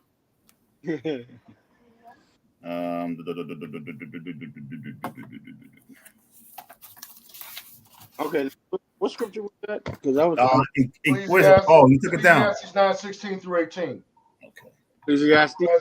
Yeah, Ecclesiastes 9:16 through 18. Want to grab it on the screen real quick, Barack? Come. I'm doing it right now. 16. That's the question again on the screen. And also increase your font size too, Barack Baba Kasha. Just increase the font size just a little more. Oh, let me stretch it out. No, you can go full, you can go full screen on it. Just click full screen. Okay, now yeah, because I'll be able to see y'all though. So just let me know. I got a question. Would you rather have the truth, or would you rather have all the weapons in the U.S. military? Mm. You have to choose.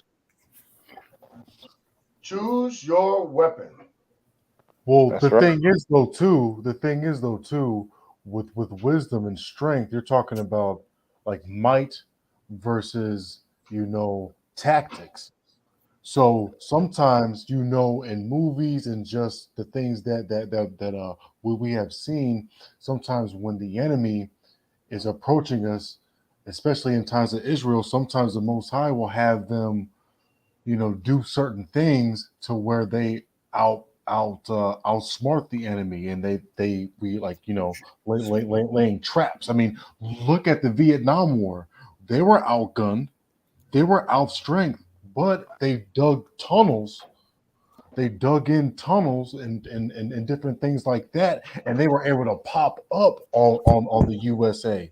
They were able to pop up on those Marines, and they were able to defend themselves accordingly because they had an advanced underground tunnel system. So they dropped all those napalm bombs, and they had all those machine guns, but because of that wisdom of the Moabite, of the Vietnam man, they weren't able to really take over. Right, because you know what? They understood guerrilla warfare. Exactly. Well, think about this. Think about this. Think about a man coming into your home with the lights off to attack you. He don't know where the couch is. He don't know where the end table is. It's almost impossible that he's going to be able to get you in your own house with the lights off. So that's what happened when the U.S. military went down into Vietnam. They weren't ready for that type of war. They had just come out of that bombing and all that. That's what they were putting their might in. They hadn't been doing jungle training, combat, hand-to-hand combat. They hadn't been doing none of that. So they had to cut their teeth on that war. Oh, okay, come. Psalms 141.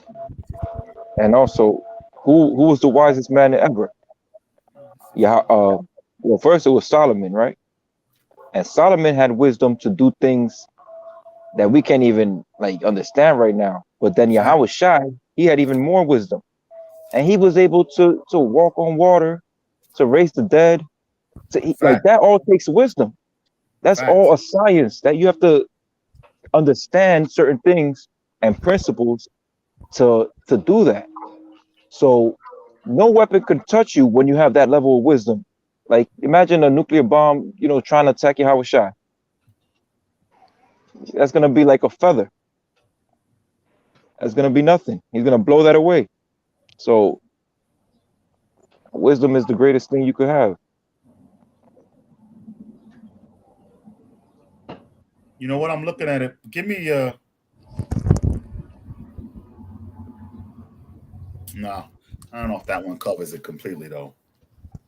Yeah, we definitely want to get a verse in the Bible, but there's times in the scriptures where we are outmatched, but the Most High will instruct us to do certain things that might not seem like it's gonna work, but it does, and we overcome the enemy. We can even the Predator and Arnold Schwarzenegger, right? He had peeped him out. He had gained that wisdom, and then he began to spring those traps. Now, the Predator was more sophisticated, and he had better weaponry and even had camouflage, but he had dug down deep in his spirit, and he began to, tap in to that nature to be able to defeat him. So sometimes, and now he was strong too, but he had that wisdom.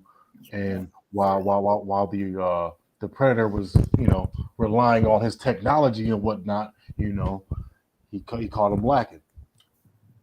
But we will definitely get scripture for that. But that is a damn good question, Bubba Kashan. I mean, Salakia. Just let me know where to go. Oh, okay. Then I said wisdom is better than strength. It's a spy, so it's a weapon on her. Yeah. Where's that? Where's that? You took the question down? No, I'm going back to it. No, we were getting new questions, so I was just making sure I could catch those. I got it. It was Ecclesiastes 9:16 through 18. Oh, right. I'm bugged out. I'm looking right at it. I'm bugged out. Yeah. There it is right there on the screen again. Salaki, I'll be right back. Yeah. 18. 9 and 17. 9 and 17. Because I think we got a 9 and 17. He took some away. Yeah, I can go Proverbs 30 and 5 too as well. Let's see. It's off the top. All right.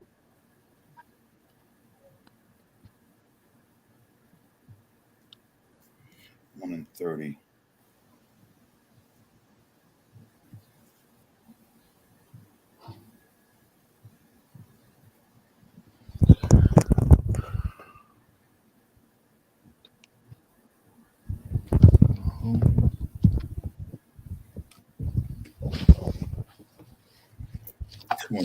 Two and nine.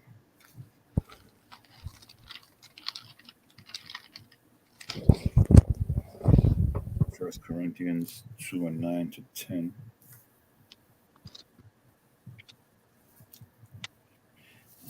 Psalms 119. Let's go to Psalms 19. What you got, Barack? I was just saying, Proverbs 30 and 5, that every word of the Most High is pure. Having that wisdom, Right.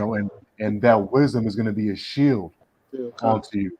So what? And I think in Psalms, yeah, better read that while Bun looking for what he's looking for.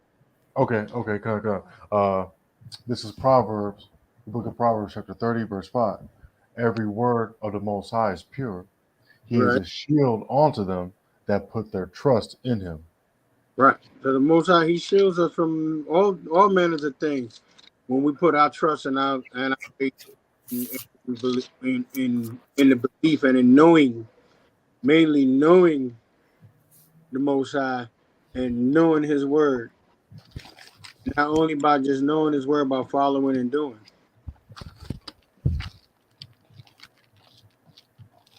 Come. But we got weapons of war.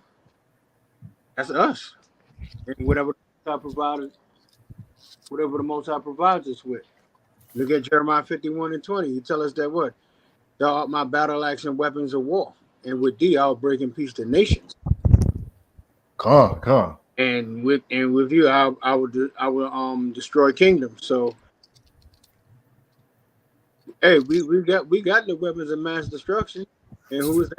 Most High and his beloved Son, Yahweh, along with the angels.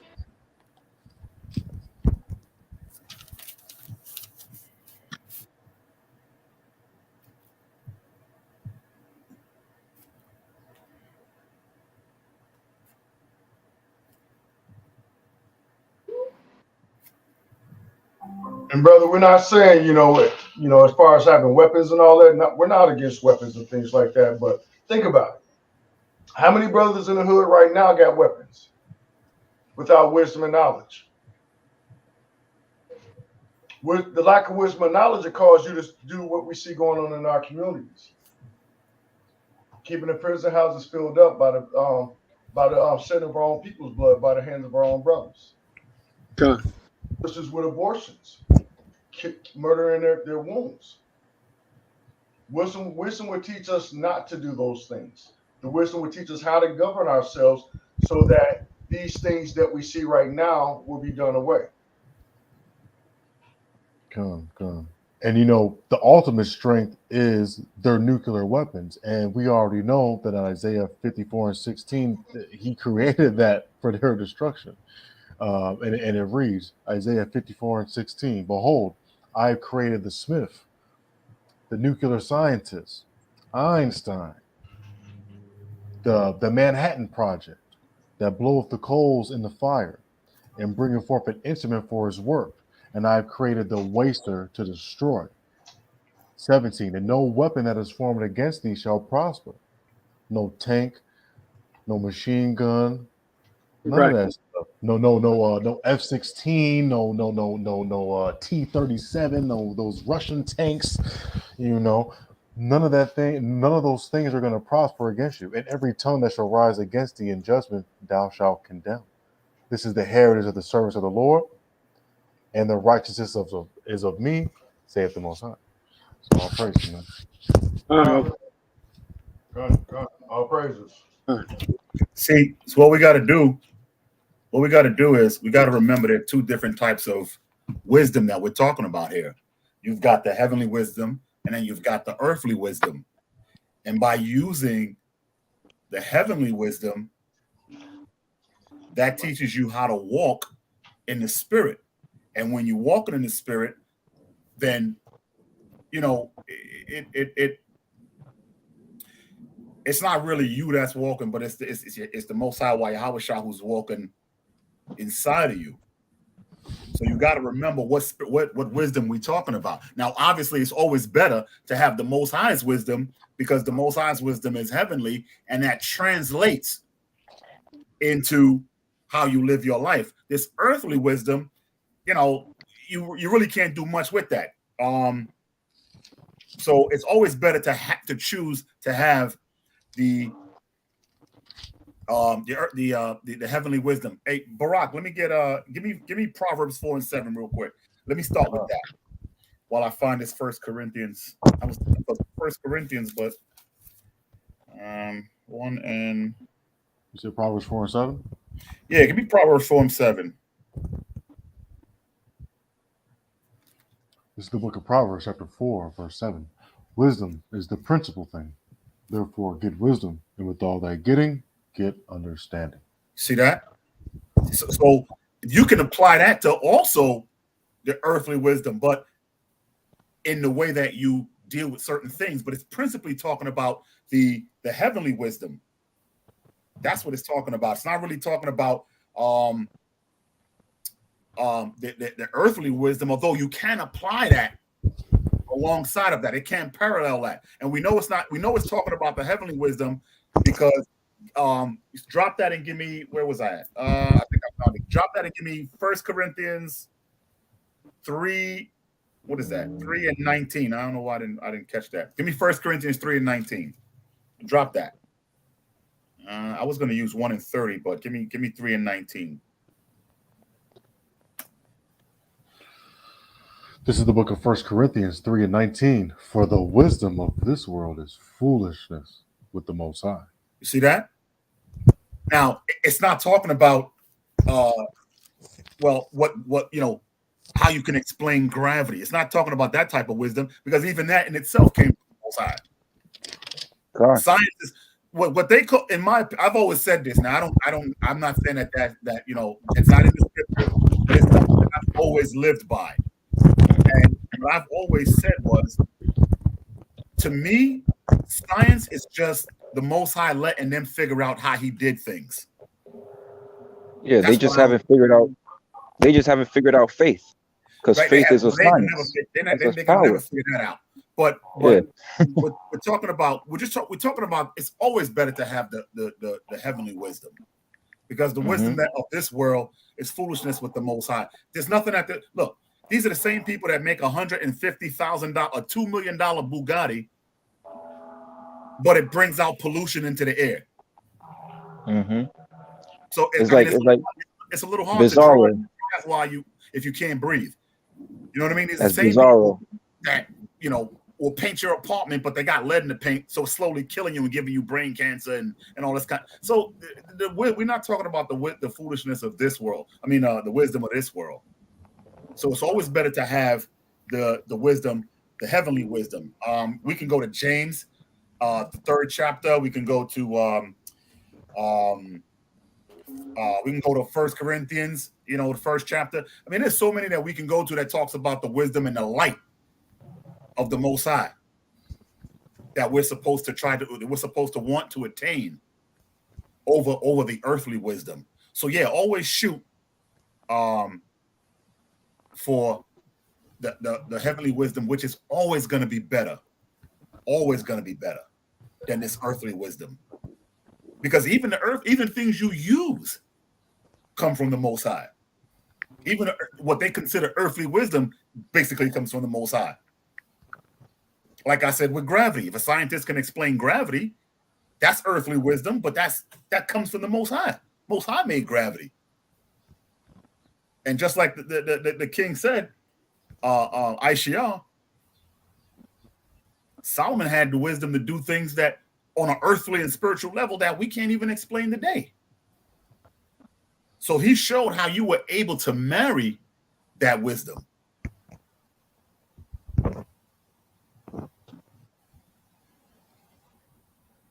Oh, So, I got one. Yeah, bring that out. But yeah, it's always better to have the spiritual wisdom, always.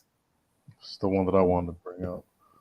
It was one I was looking for, but I think it was Psalm 119. Go ahead, bring it out, bro.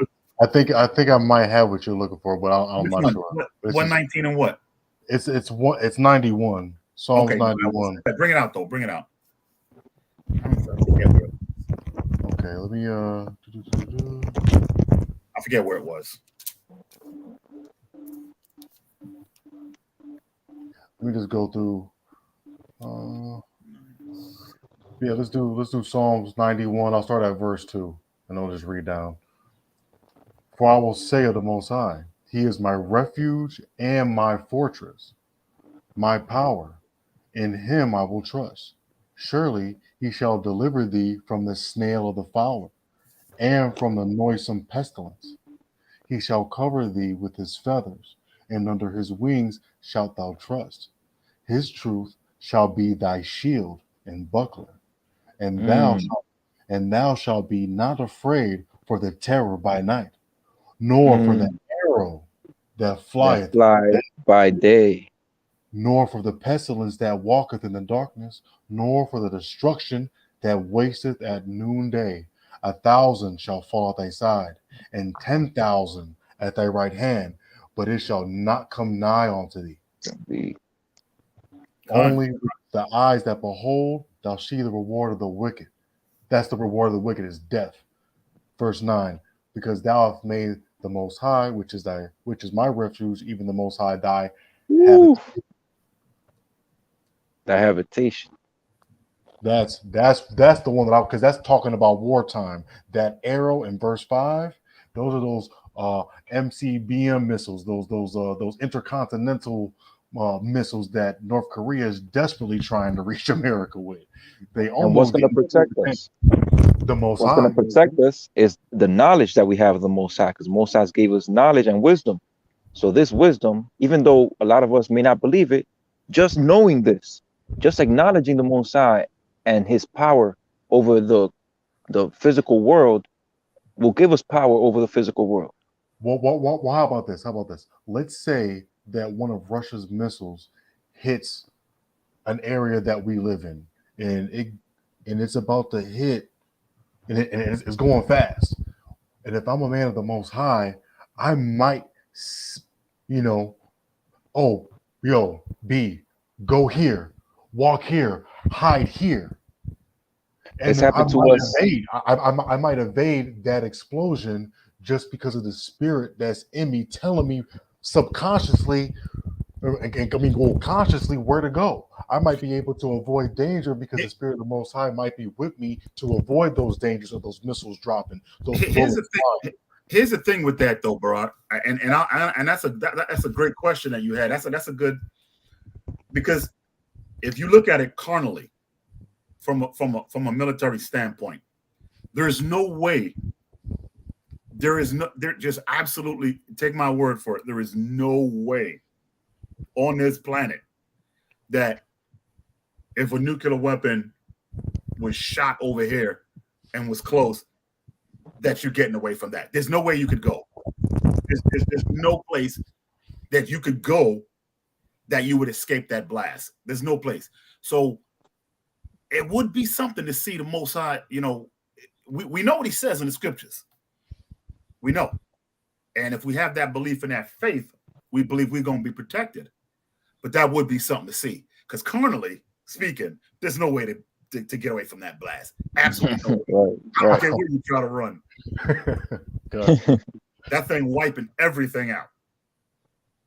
Mm-hmm. So that would be something to see. That's all. But yeah, I mean, look, heavenly wisdom is always better.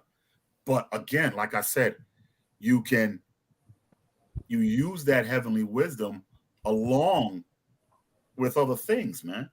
That should always be in the forefront. And that's how you move. That would permit you to move in certain ways. So yeah, I mean, it's a no-brainer, to be honest. It's a no-brainer. Because look at the wisdom that we're talking about with this world.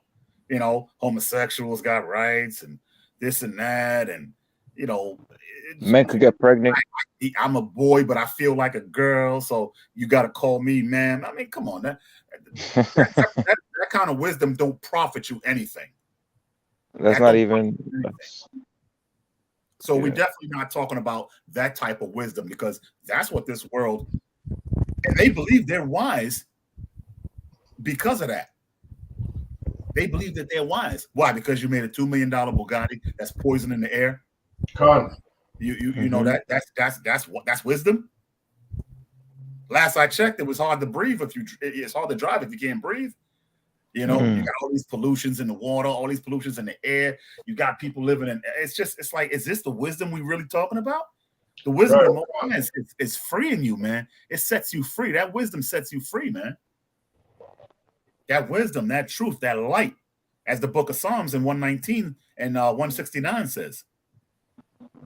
So that's the wisdom we always trying to attain. That's the wisdom we're trying to walk in every day. This one just popped up. Ecclesiastes 9 and 15. It said, "Let thy talk be with the wise, and all thy communication in the law of the Most High." See that? So that's the type of wisdom that we're supposed to try to attain to every day. Every day. That's what's supposed to guide us. And you know when your spirit is going on, you know when we're going off, because when we ain't walking in that wisdom, we could feel it, man. And I'm sure we all felt it. I got a precept real quick. This is the wisdom of Solomon, chapter 8, verse 17. "Now when I consider these things in myself and pondered them in my heart, how that to be allied unto wisdom is immortality." That's a cut right there. Wisdom is immortality. Wisdom leads to a long life. And looking at the way our people, the way we're out here dying, you know what I'm saying? There's no wisdom.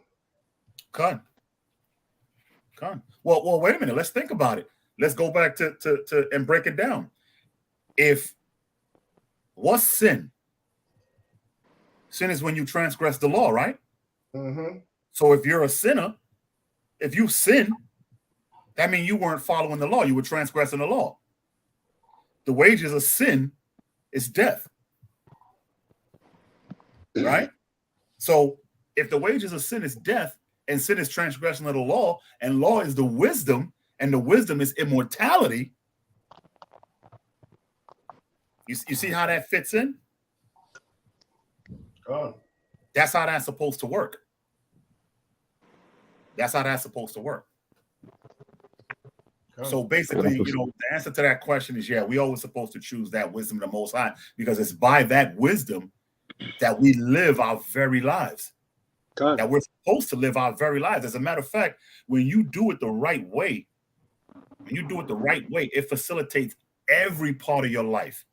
Every part of your life can be lived within that wisdom of the Most High. Now, I'm not saying you're not gonna fall. I'm not saying that at all. We all fall. You know what I'm saying? But that's why Yahweh Shai, came down and we got that forgiveness and that mercy, and that grace to do certain things. But if you try to attain that type of wisdom that we're talking about in the scriptures, that's always going to be better than the earthly wisdom. And yeah, it is a silent thing, because if you notice, the scriptures tell us that the prophets never spoke too much because they understood the wisdom of the power of words. So they never really spoke too much. They were very, very quiet men. And these were the wisest people ever. But they was wise in the Most High's laws and the statutes and the commandments. And Yahweh Shai came down and embodied that personally and showed that. Because what does Corinthians 1:30 say? If I'm not mistaken. Salah, just 1:30 says, 1 Corinthians 1:30 says, is it 30? But of him ye are in Yahweh Shai, who of the Most High is made unto us wisdom and righteousness and sanctification and redemption, that according as it is written, he that glorify him, let him glory in the Lord. So you see, Yahweh Shai came down and was the physical manifestation and personification of that wisdom. That's why he walked the way that he walked. Mm-hmm. So that's the wisdom we always try to attain. And he said in John 18:36, it said, Yahweh Shai answered, my kingdom is not of this world. If my kingdom were of this world, then would my servants fight, that I should not be delivered to the Jews. But now is my kingdom not from hence. So when it's time for us, for the Most High's Yahweh Shai's kingdom, the Most High and Yahweh Shai to get busy, we're gonna have that power. We're gonna have that strength, which is based on that wisdom. That's what I was laughing about. Yeah, somebody want to get busy.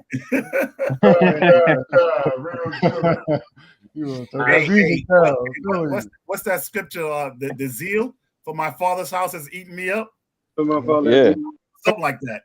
The zeal of my, something like that. You know what I'm talking about? Well, yeah. I mean, you might want to do that, man. But greater. Now I'm saying we're ready for the Most High's kingdom. Yeah. That's why he said, my servants will fight. When is my kingdom? Directed to a brother. Nah, I mean, yeah, you might want to tell him to turn that music down, man. But you got to see, the Sabbath is a day of peace. You know what I'm saying? And you can still have that peace even though you surround it. As a matter of fact, that's the test. That's the test right there.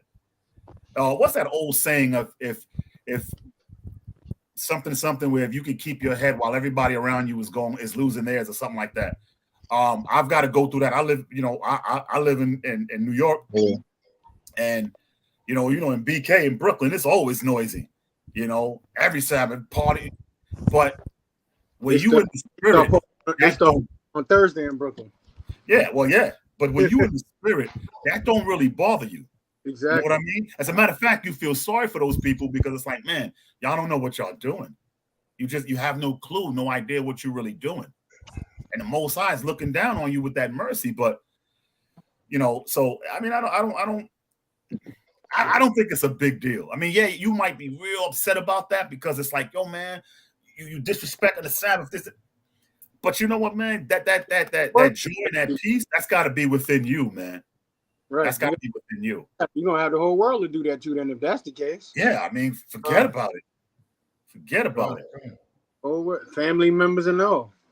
So, yeah, man, what you do, man, you pray more. You get into the scripts more. You find things that you can focus on more, and you just ask the Most High for that peace. And it is what it is. I mean, it's the world we live in. It's going to happen. Time. You know what I'm saying? He ain't say he was going to take it away. He just said he going to make it where you could endure. So, that's what we got to do. So yeah, I wouldn't even waste my time with that. I mean, this happens all the time. I hear them tuning up right across the street from me now. I hear them tuning up, but it don't bother me. I mean, I got to be on the road soon. Hey, I got a scripture for him in the book of Sirach. Sirach 28:7. And it reads, remember the commandments and bear no malice to thy neighbor. Remember the covenant of the highest and wink at ignorance. Mm. So you got to wink at it, brother. You got to remember at one point in time, well, maybe not for you, but some of us, we were those same people. 20 years ago, you got me riding around with my caddy on my MC with the 10s and 15s banging down the block 2-3 blocks away. Your daddy was doing it. Your older cousins were doing it. I'm pretty sure when you was a kid, you was sitting in the back of somebody's car with that box in the trunk and getting a back massage. You know what I'm saying? Yeah, right. You're getting your brain cells scrambled, getting your eardrums blown out. So you know that's why our people are, man. And you understand that our people are people of vibration, and we understand that they move and are dancing to the wrong vibration. And I understand it's messing with you, with your peace. But just remember, brother, you got to wink at their ignorance because eventually you might be able to win them over. Be like kindness. Hey, Tashaka O'Kelly. What did he say? Yeah. He had another. He asked another banger right here. Yeah, Mhm. that was great. I got it up I was too. waiting to address that one. Go ahead, Chief Priest. Yeah, I like this one. Good. If we are Yasharala, Israel, doesn't Mamza, which is basically Amalek, Mm-hmm. and heathens as well, fall under Acts 10 and 34 and verse 35. If grab they, it, Barack. huh? I was telling Barack to grab it. If they worship as he directed. But if you look at Amalek, he doing what he's doing it. He's not doing it to the T, but he's doing it with faith. But that there was actually talking about Israelites. Those there were Israelites.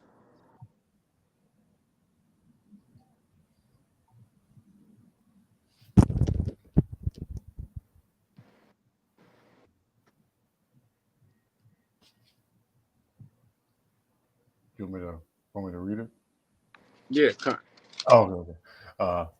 So this is Acts chapter 10. Start with verse 34. Then Peter opened his mouth and said, of a truth I perceive that the Most High is no respecter of persons. Right, go ahead. But in every nation he that feareth him and worketh righteousness is accepted with him. The word Now, but in every nation, he that feared him worketh righteousness, and is accepted with him. Who's the only nation is imparted righteousness? Well, just go down to the next verse. Right, come. Verse 36. The word which the Most High sent unto the children of Israel, Right. Preaching priest by the Mashiach Yahushua. He is Lord of all. Right. So now just that verse there alone, verse 36, let you know it's talking about the children of Israel. But now it says every nation that every nation he that feareth him and worketh righteousness. Now remember, Israel was scattered everywhere. Get James 1:1. Come.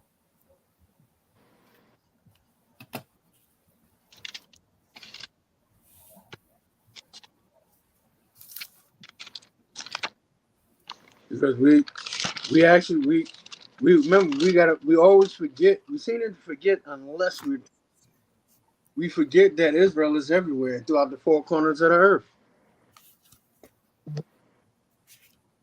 This is the book of James, chapter 1, verse 1. James, a servant of the Most High and of the Mashiach Yahushua, to the 12 tribes which are scattered abroad, greeting. See, that's talking to the 12 tribes that scattered abroad. We're scattered people. So we just scattered abroad everywhere. And also you have Ephesians 2 and 11. Because we come under we actually, our people, we take on the different nationalities of where we live. Come. Where we born. You got our people calling themselves Jamaicans, Trinidadians. You got Israelites in China. You got Israelites in Africa. But a lot of them call themselves what? Africans, Chinese. But a lot of them know who they are at the same time. Not saying that all people in Africa are Israelites. Not saying all people in China is Israelites. Not saying that. You got that? Ephesians 2:11? 2:11. Yep. Come. It's the book of Ephesians, chapter 2, verse 11. Wherefore, remember that ye being in the time past Gentiles in the flesh. Right. We was Gentiles in the flesh. How we was Gentiles in the flesh? During that time, we was following after the people of Ephesus. We was following after the people of Rome. So we was calling ourselves Romans. We were calling ourselves Roman citizens.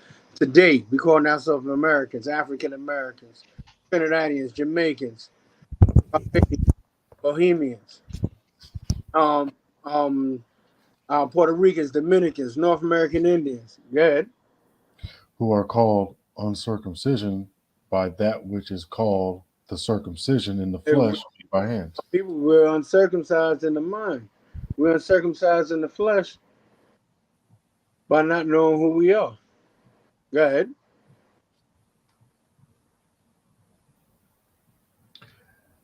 Ephesians 2:12, that at that time you were without Christ. So now at this time, like we read in here in Acts 10, Peter's talking to the people that was without Yahushua. Go ahead. Being aliens from the commonwealth of Israel. Now, what is an alien? An alien is what? A stranger. So now they're strangers from the commonwealth of Israel. So that's what they're talking about here in Acts 10 and 34 and 35. Con. And if I may, we can jump over to Acts chapter 2 real quick. That's where I was going, Con. Okay, go ahead, Chief. Do your thing. Huh? Yeah. Okay, Con. So we're going to the book of Acts chapter 2, right? So this goes right into backing up what the Chief Priest was going to say, right? Let me make sure it's up on the screen. Okay. So we can start up in verse 1 real quick. We're going to drop down. And this is the Feast of Pentecost, Acts 2 and 1. And when the day of Pentecost was fully come, they were all with one accord in one place. And suddenly there came a sound from heaven of a rushing mighty wind, and it filled all the house where they were sitting. And this is where your Christian church talking about them speaking in tongues, which is a straight cut right here. This ain't that. And there appeared unto them cloven tongues like as of fire, and it said upon each of them. And I'm gonna drop down in verse 5. And there were dwelling in Jerusalem Jews. No, keep going out of one. I'll go back where I was? Yeah. God. And there appeared unto them cloven tongues like as of fire, and it sat upon each of them. And they were all filled with the Holy Spirit, and began to speak other tongues as the Spirit gave them utterance. Right. They was able to speak other tongues, other languages, as the Spirit gave them utterance to speak. Go ahead. And there were dwelling at Jerusalem Jews, devout men out of every nation under heaven. There you go. Go ahead. And there was this noise abroad. The multitude came together and were confounded, because that every man heard them speak in his own language. Now, wasn't that babbling that the Baptist church do? I'm driving in a Hyundai, right? Right, con. Got a dual exhaust problem. Con. And verse 7. And they were all amazed and marveled, saying one to another, Behold, are not all these which speak Galileans? Now, what is the Galilean language? The Hebrew. Mm-hmm. And how hear we every man in our own tongue, wherein we were born. There, every man in that, each man in their own tongue, in the places where they were born. Parthians. Good. Parthians and Medes and Elamites, and the dwellers in Mesopotamia and in Judea and Cappadocia and Pontus in Asia, Phrygia, Pamphylia and Egypt, and in the parts of Libya by Cyrene, and strangers of Rome, Jews and proselytes. Greeks and Arabians, we do hear them speak in our tongues the wonderful works of Yahweh. So they spoke all these different languages. The Spirit put it on them to speak. So that tells you what? When TD Jakes is talking about shakama, if I don't understand what the hell he's talking about, nigga, you ain't speaking in tongues. Boom, Right. shakalak, boom, shakalak, boom. Because no, think about it. I'm supposed to understand you. Right. Because if the Holy Spirit is in you, you're sent. I'm supposed, and that word was meant for me to hear. I'm supposed to understand you. Exactly. They So said, well, if I don't understand you and you No, no, shut no. off hearing me, then my man, you ain't speaking in tongues, man. Get out of here with that. Right. 1 Corinthians 14 and 14 Right. or 4. Because you have to have an interpreter too if you don't understand. If you don't have an Right. interpreter, you can't see. Exactly. Actually, 14 and 2. 1 Corinthians 14 2. Coming right up. Somebody, I forget, I don't know this brother's name. He made a good point too. He said everybody was supposed to keep the Sabbath. This whole world was supposed to go by the Most High's laws. This whole world. God, and I had that precept lined up over in 2nd Esdras. Can I bring it out real quick? Yeah, I got it. Now let me bring out 2nd Esdras 3 and 36 because the brother's right. The whole earth was supposed to keep the Sabbath, right? But in 2nd Esdras 3 and 35 and 34 it says, "Weigh thou therefore our wickedness now in balance, and there's also that dwell in the world, and so shall thy name be nowhere found, but in Israel. Or when was it that they which dwell upon the earth have not sinned in thy sight? Or what people has so Salakia? Or what people has so kept thy commandments?" Verse 36. "Thou shalt find that Israel by name has kept thy precepts, but not the heathen." Well, and bring that right into Deuteronomy 9 and 5. Bring that right in. God, Deuteronomy 9 and 5. Good. Let me grab it. This is the book of That's Second Deuteronomy. Kings. Deuteronomy chapter 9, verse 5. "Not for the righteousness or for the uprightness of thine heart doest thou go to possess their land, but for the wickedness of these nations, Yahweh thy power doeth drive them out from before thee, that he may perform the word which Yahweh swore to thy fathers, Abraham, Isaac, and Jacob." See that? So that goes hand in hand with them being wicked. But here's the thing with that. That I got two questions for the brother. I got two scriptures, and I think that's gonna nail it down. I was looking for it. I got Malachi 3 and 6. Tashaka. God. Yes, Okay, yeah. I didn't. I thought it wasn't. You know what I mean? But okay. Tashaka, yeah. So 3 and 6. Malachi 3 and 6, and Exodus 17 and 16. Somebody get that. This is Malachi. This is the book of Malachi, chapter 3 and 6. "For I am the Most High, I change not. Therefore, ye sons of Jacob are not consumed." See that? Now let's just look at this part right here. "For I am the Lord, I change not." That's pretty self-explanatory. He ain't changing. That means what was said back then was good back then, it's good now, and it's gonna be good in the future, right? Now, give me. So we got that. That's down pat. He ain't changing. Now give me Exodus 17 and 16. This is the book of Exodus, chapter 17, verse 16. "For he said, because the Most High has sworn that the Most High will have war with Amalek from generation to generation." So now how would they come in under Acts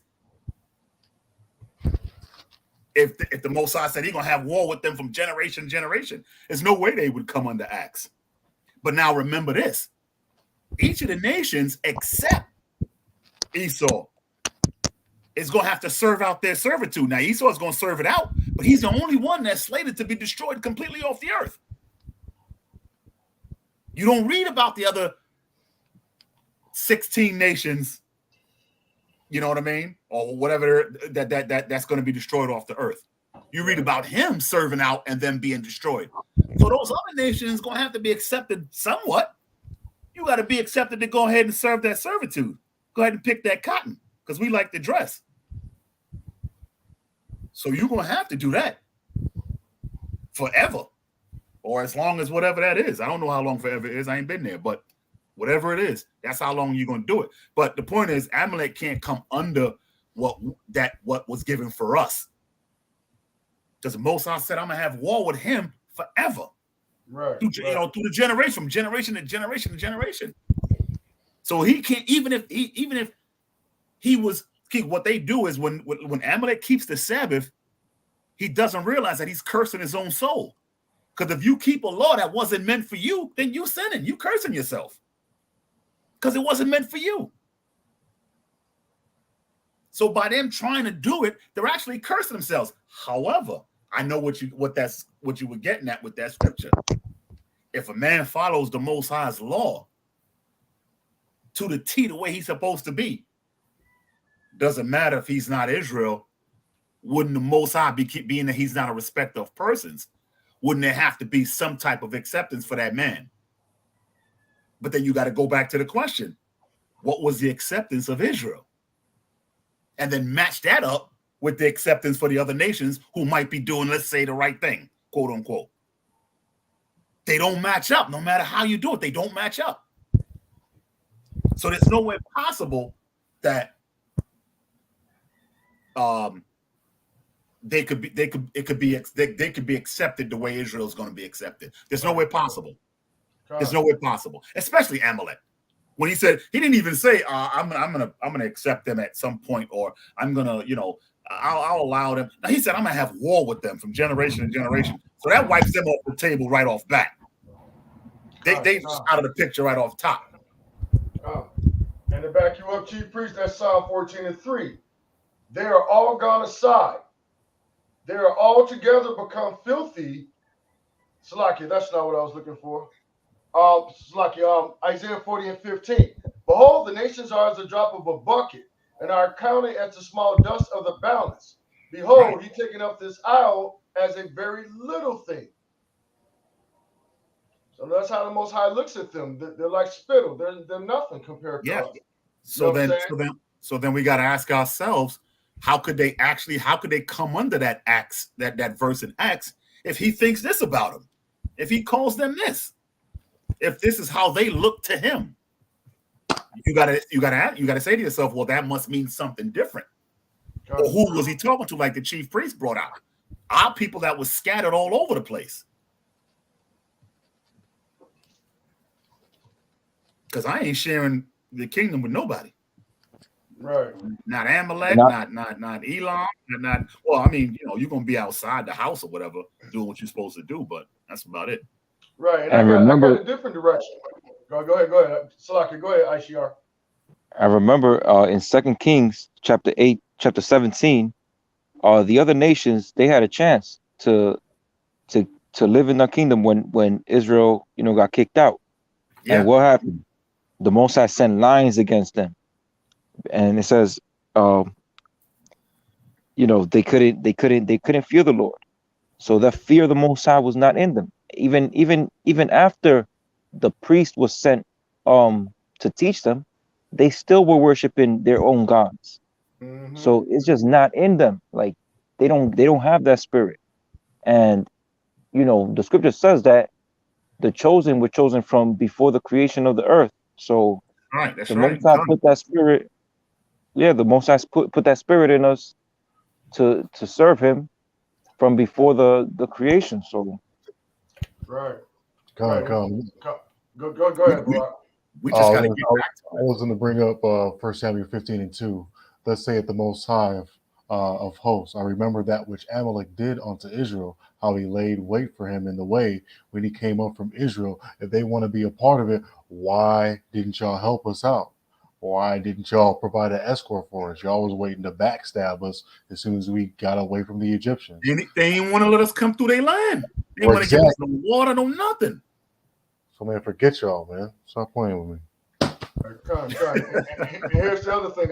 I got another direction with this, right? Let's think about it. In a household, we're going to talk about a righteous household. We're going to use our forefathers as an example. You got Jacob. Isaac had Jacob and Esau, right? And it said that Jacob favored Esau, right? So the Bible also said Jacob was a righteous man. So that meant everything that Jacob learned at one point in time, his father was teaching them the same. Good. Somewhere or another, Esau chose to go off to the left. Same thing with Ishmael. Abraham loved Ishmael, and he taught him some things. But guess what? They all went off into idolatry and did not follow it. That's why the scripture says that all the nations that will not come up to keep the feast of the Most High, that they're going to be put to death. And he's going to send a famine and a plague through their land. What is the feast of, the Feast of Tabernacles? Tabernacles. Tabernacles. If they don't come up, they're going to be put to death.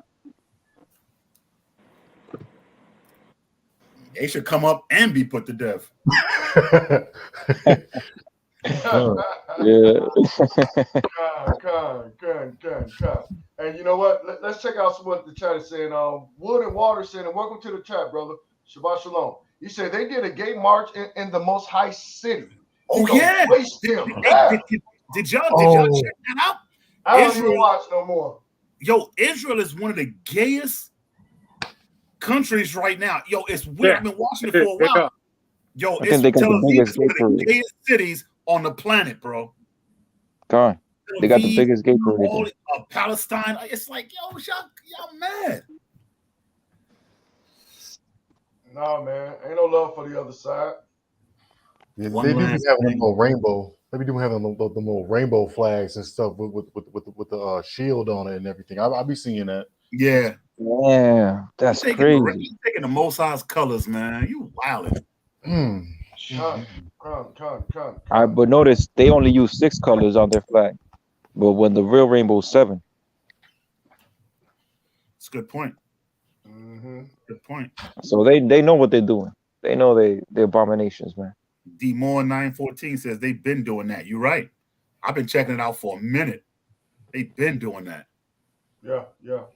They got them little hats on and they shaking it. You know, it's wild. Yo, that's some wild stuff right there, man. Them little hats be wilding. Con. Let me see. I think we had maybe a couple more, and then I know we're already on the 2-hour point. I know brothers got to start getting out to camp. Let me see.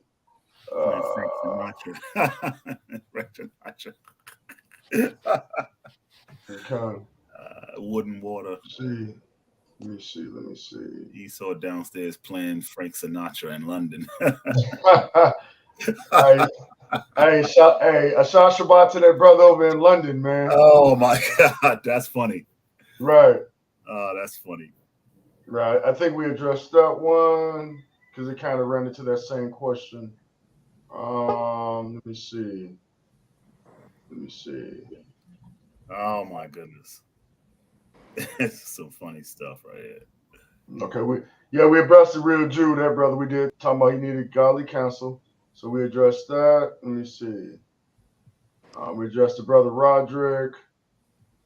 Let me see. Okay, the sister Wanda says, I need prayer then because I'll be like Yahweh, please don't. Oh, wow, I think that was lucky. We gave her flowers. We gave her flowers for that. So here's the question by the brother D Moore 914. Do y'all believe Yahweh will have a new name in the kingdom, according to Revelation 3, since he already saved Israel? Yeah, we got some feedback somewhere. Oh, somebody that's on Barack with his earpieces. Barack and his Fed piece. Wow. He just dry snitched you. Yeah. Revelation 3? Yeah. Well, my first question is, brother, Are we saved, Jack? Well, technically, not really. No, I mean, Yahushua, yes, he died for us to save us, but the saving portion he hasn't returned.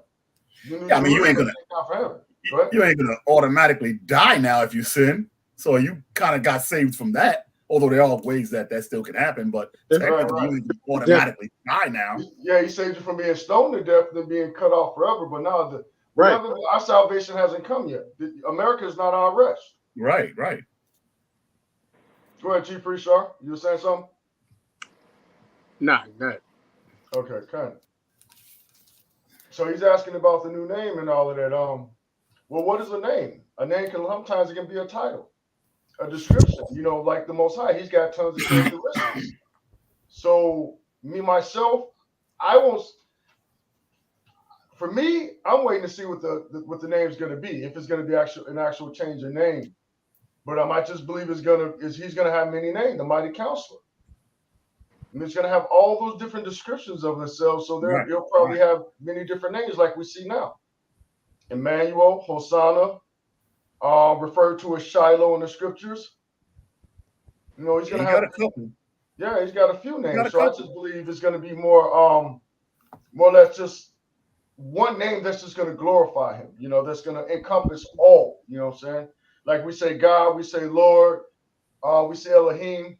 You know what I'm saying? Then we have the name Yahweh, you know?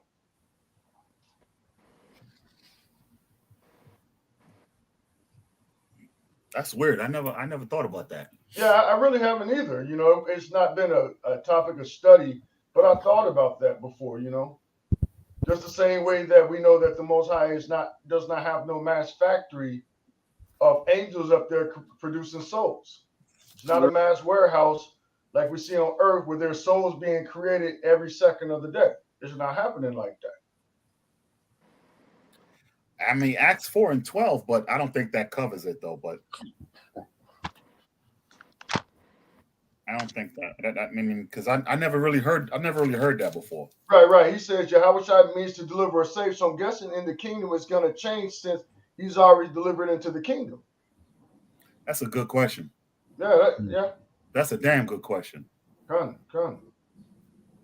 But right now, man, remember Christ said that he that endures to the end shall be saved. Right. So technically, we're not saved. We're not in salvation yet. We haven't received salvation yet. The other nations are not bowing down worshiping us. They're not saying surely the Most High is with y'all and y'all surely are wise and great people. That is not happening. That's part of our salvation. Go ahead. And this is where you have different schools use this and say, oh, so therefore we can't. The Hebrew is wrong. The Hebrew is not good. Now we Hebrew Israelites, we don't have no form of Hebrew. We don't have Hebrew when we get to the kingdom then. So right now, English and Spanish Israelites. Hey, honestly though, that brother brought up a good scripture, man. That Revelations 3 and 12. Yeah, kind of. That will make you think. Good. Hey, read that real quick. Put that up there. You bought this Baba Kushar. That's interesting. Kind of one kind.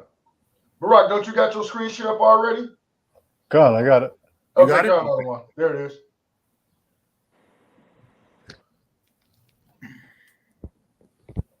This is the book of Revelations, chapter 3, verse 12. Him that overcometh will I make a pillar in the temple of my power. And he shall go out no more. And he shall go no more out. And I will write upon him the name of my God, and in the name of the city of my power, which is the New Jerusalem, which cometh down out of the heaven from my power, the Most High. And I will write upon him my new name. What's the name? I'm going to say something that I haven't said in a long time. I think you might got me on that one. I gotta look at that again. Yeah, I'm gonna revisit this question. I don't care what we're talking about next time. I'm gonna revisit this question. Hey, this could be a part of talking about lettuce, and I'm gonna do this one right here. Hey, this could be our sparring match tonight. Con. Yeah, I gotta look at this again because it does say I will write upon him my new name. Because I have an answer, but that old school answer, it's not sitting right. Don't do it. That's why I didn't say nothing. Don't do it. That's why I didn't say nothing. You know, if I ain't sure, I ain't saying nothing. But like I said, we could spar about this one tonight. Right. Is this the same thing that we're seeing over here in Isaiah 62 and 2? And the Gentiles shall see thy righteousness, and all the kings thy glory, and thou shalt be called by a new name, which the mouth of the Most High shall name. Shoot. It's like the same thing almost. Yeah, kind of. Yeah. It leaves it open-ended. And it's almost like you got the to be continued almost Right. type of thing going on. Yeah, but Hebrews 13:8 says that Yahweh Shai is the same yesterday, today, and forever. Yeah. So is that talking about who he is or his name? Right. That's what I'm thinking is more or less in regards to his characteristics, because that same questions in Revelations 2 and 17. Oh, the language. Everybody's not on the same page. Hebrew. Yeah. Well, hey, what was that one you brought out? Isaiah what? Yeah. What is that? Isaiah 62 and 2. Isaiah 62 and 2? Yes, sir. And it says, and the Gentiles shall see thy righteousness, and all the kings thy glory, and thou shalt be called by a new name, which the mouth of Yahweh shall name. But that's talking about us, right? Being called a new name. God, that's what I'm thinking. That's why I'm kind of like where I'm at with it. You know that. That's talking about us having a new name. But as far as Yahweh Shai having a new name, I don't know. Right, Con. There's another question on here. I'm trying to find it, man. It's a real powerful question because I think it's a good question. Yeah, it was the spar, and it was a question about Yahweh Shai. Hold on, let me find it. Hold on. Okay. Who was it? Somebody asked that question. Where was it? No, it was. Give me a second. I know the comment's still here. It's that there's so many questions and a lot of stuff in this chat. Let me go. Okay, is this it right here? Blue star? No. It's coming up.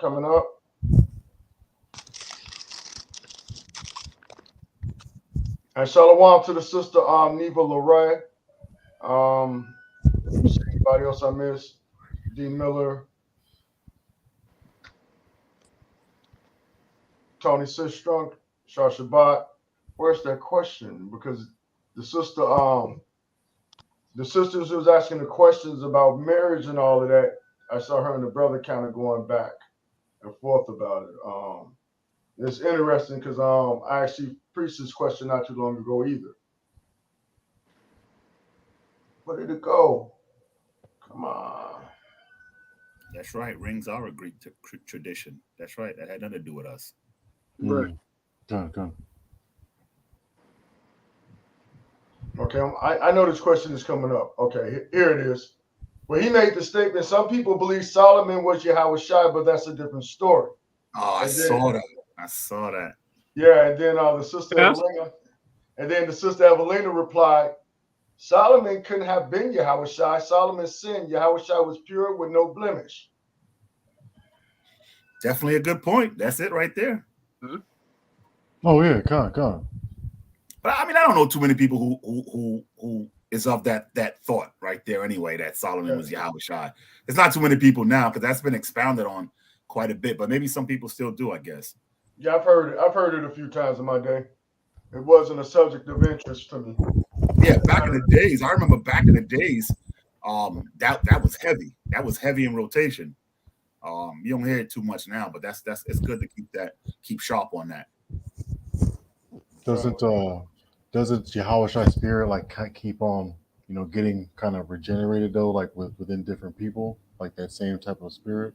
I think in the scripture. I know that Adam, kind of was the first iteration, and then like spiritual Adam is basically Yahushua. But I think there was another verse though. I gotta get that though.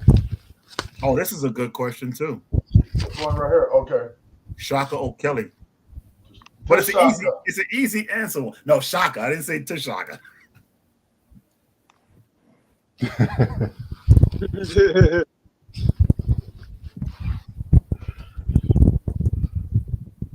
Yeah, they are brothers, but one was chosen and one was not. So technically, he would be Yasharala because he came out of the same father, but that don't make no difference. He wasn't chosen. But actually, no. Why not? Because you remember, Jacob was Israel, and his son down that line was Israel. Wait, what? Down the line of Jacob. But remember with Esau is just basically just a brother, but he's just on the outside. He's actually classified as still a Shemite, but a Hebrew, but not an Israelite. Right, he can't be an Israelite. It's not possible. Jacob is the forebearer of the Israelites. Right, but I mean, okay, but I mean, he would still be Hebrew, wouldn't he? Esau is still Shemite, and he's still Hebrew. Okay, I stand corrected then. But not an Israelite. I stand corrected. Gun. So I guess that would go right back to what I was saying, because he's even asking about Ishmael. It would go back to what I said about Abraham teaching Isaac and Ishmael, and then Jacob teaching, and Isaac teaching Jacob and Esau. Right. Now, right. Go ahead. Remember, Israel didn't come in. The name Israel didn't come into play yet. During the time. Right. Remember, he was called Abraham the Hebrew. So basically, you'll have Ishmael. He will be still considered a Hebrew because he come from the lineage from Abraham. He would still be considered a Hebrew. He would still be considered Shemitic, but he's not of the chosen seed. Right. Con. Yeah, the brother D. Moore says people believe Adam was Yahushua too. Adam sinned.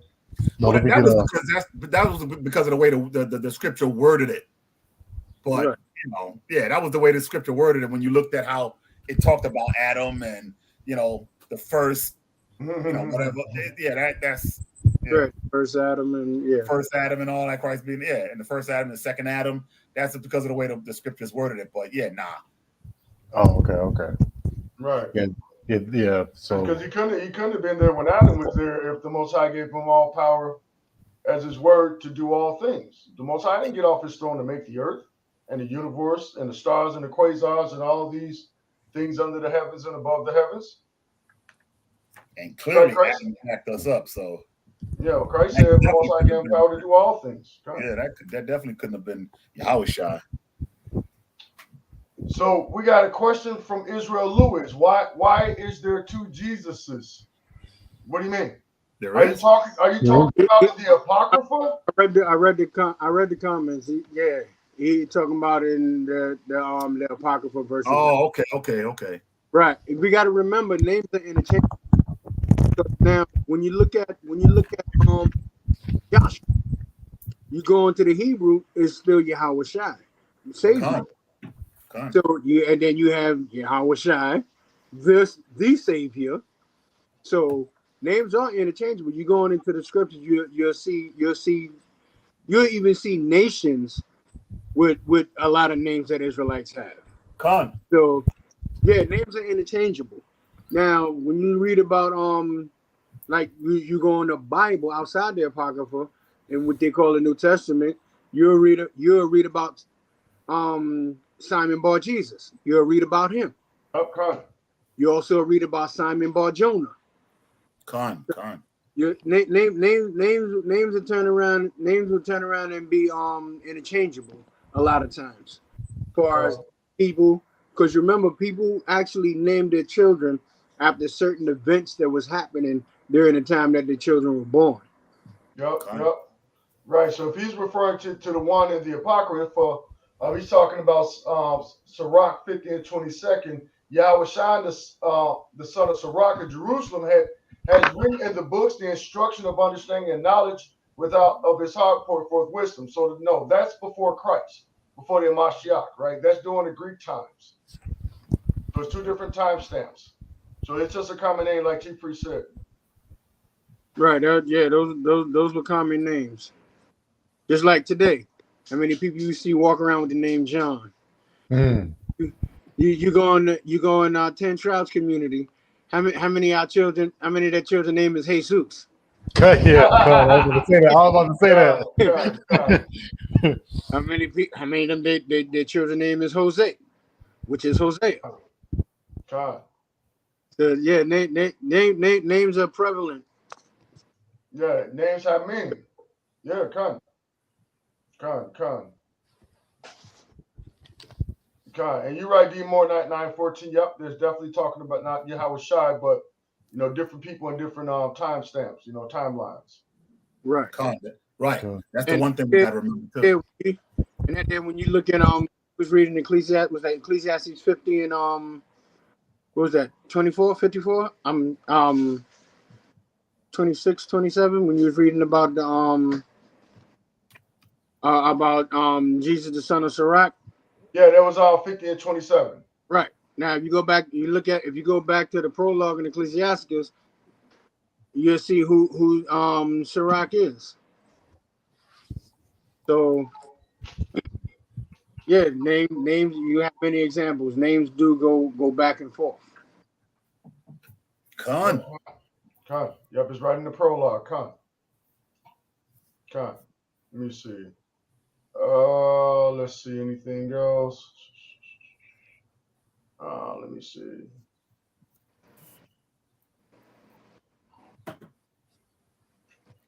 Okay, this brother asked who are the modern Canaanites.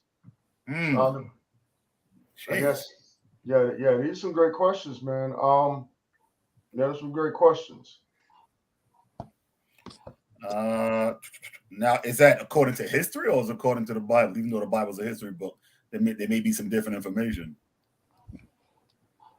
Because I mean, remember, so many people been kicked out of that land and planted in that land. Mm-hmm. Right. All the migrations, all the wars, conquerings. Yeah. Go ahead. Your journey through time. You got to go back in the timeline. Yeah, because and here's the thing. There are brothers over there on the continent of Africa that can trace their lineage many generations back. Oh yeah. But for us over here in America, I'm not gonna sit back and say, oh, this dude a Hamite and this dude Shem. I don't want to be ignorant doing that, But what I will tell you is that if you look in the land of Ethiopia, right? If you go back in the book of Genesis, and I can't remember clearly, but I remember having this discussion because I had someone, an elder, trying to debate me on something that was just biblical, and he wanted to debate me because he was trying to say, no, those Africans, them Hamites, them bones in their neck, drinking cow's piss and doo-doo and all of that. So when you go in the book of Genesis, right, there were two different Havilas. There was one that was a Hamite, one of the sons of Ham or grandsons of Ham named Havilah, and then there was a second Havilah who was a grandson of Shem.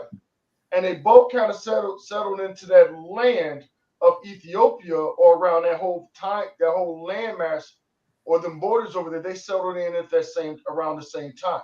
So you had some Shemites settled up over in the land of Ethiopia, and then you also had some Hamites over there. And obviously the Hamites were the more populated people over there. So that's just give you a little bit of history about how people are in different lands can be labeled this and labeled that. What do they label us? Black, African, at one point in time, African booty scratchers, monkeys, Magilla gorilla, grape ape. Until, of course, you shaved down a gorilla and you really saw what they look like underneath. You look like an old white man in a nursing home. Yep. Last I checked, we ain't have the thin white lips. Last I checked. If you ever noticed, this part between their nose and their top lip, it usually drops down when they get older. Well, I mean, look, you got people today that believe that the people in the Lebanese people are the ancient descendants of Canaan. you know, because of the wars or whatever, the migrations from the Assyrians and all that kind of stuff. So, so many people been in and out of that land, and the migrations, and it's you got to go way back, man. Yeah, I mean, there's some good books out there, man. We got the books. Yeah, I'm sure. Yeah, that's too much of a wide open question to really answer. To just nail it down. Right, because you can look over in Nigeria. You got the Ashanti, you got the Igbo over there, but then you also got the Hausas. The Hausas are the ones that have been oppressing our people in that land for many, many, many generations. But for me to be able to go up in there and say, hey, this guy is a Canaanite and this guy is not. Come on, man. We we're all dark melanated people, man. We have similar features in some aspects. But yeah, in some aspects. But we can't dismiss Exodus 11 and 7. That says what? I got it. How to look at the difference between the Egyptians and the Israelites. Yeah. Right. Sorry, man. I'm working on no sleep. Your face, Bun. Huh? I see it in your face. Yeah. Yeah, kind of. And so it was written, the first Adam was made a living, and the last Adam was made a quickening spirit. Why was he called Adam, the last Adam? Yeah, right. When Adam started out, what was Adam? Adam. He was perfect. He was perfect in everything. He was perfect in wisdom. He was perfect in grace. He was perfect in knowledge. He named all the animals. He was perfect. So the last Adam likely had to be perfect. And was he? Absolutely. And then the Bible said that when he made man, he called their name Adam. That too. So which Adam are you referring to? Well, that one I believe he was referring to, the man and the wife, because when they get together and they become one flesh. I believe that's what he was talking about. I got to go back into that one because we haven't talked about this in a minute. Years and years. I believe that's what it was. Somebody gonna check me if I'm wrong. I'm gonna hear about it later. I don't see any more questions. We're coming up on about 2.5 hours. Yeah. I think it's time to probably go ahead and wrap up. Gone. Yeah, this was good. Yeah, we had some better bangers than last week, man. Yeah, but we took the whole Q&A up on that one question though. Yeah. Last. Yeah. God, those were some great questions, man. Definitely.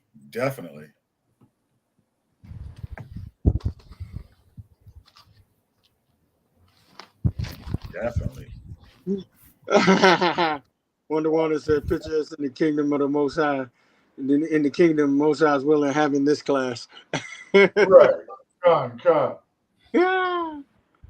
That'll be crazy, right? Hey, but hey, I can't picture it because the scriptures tell us that when we get no man can neighbor anymore. So I can't picture that. But it will be funny, just as a carnal thought. I just got several questions I'd like to ask him. Come. He's 2.5. That's all. See, hey, one woman told us the other day to stay on the class for 8 hours. I remember that. Yeah, y'all got 7 more hours. 8 hours. We be vegetables. Yo, I just looked at it and was like, yo, Wonder always got something to laugh about. Yo, we would be vegetables if we did that. We almost did 3 hours yesterday. But you know what? Hey, Shaw, you remember when we used to have those long classes in Vermilion? Exactly. So that did happen quite a bit. Yeah. Some 4 or 5 hour classes too. Your class was over at 8. Yeah, that did. As a matter of fact, camp, everything got put on the back burner. Yo, we was too tired to go to camp. Our brain cells was fried. I remember them days, man. And it was just us going back and forth. And you know who started it? That's sure. Yep.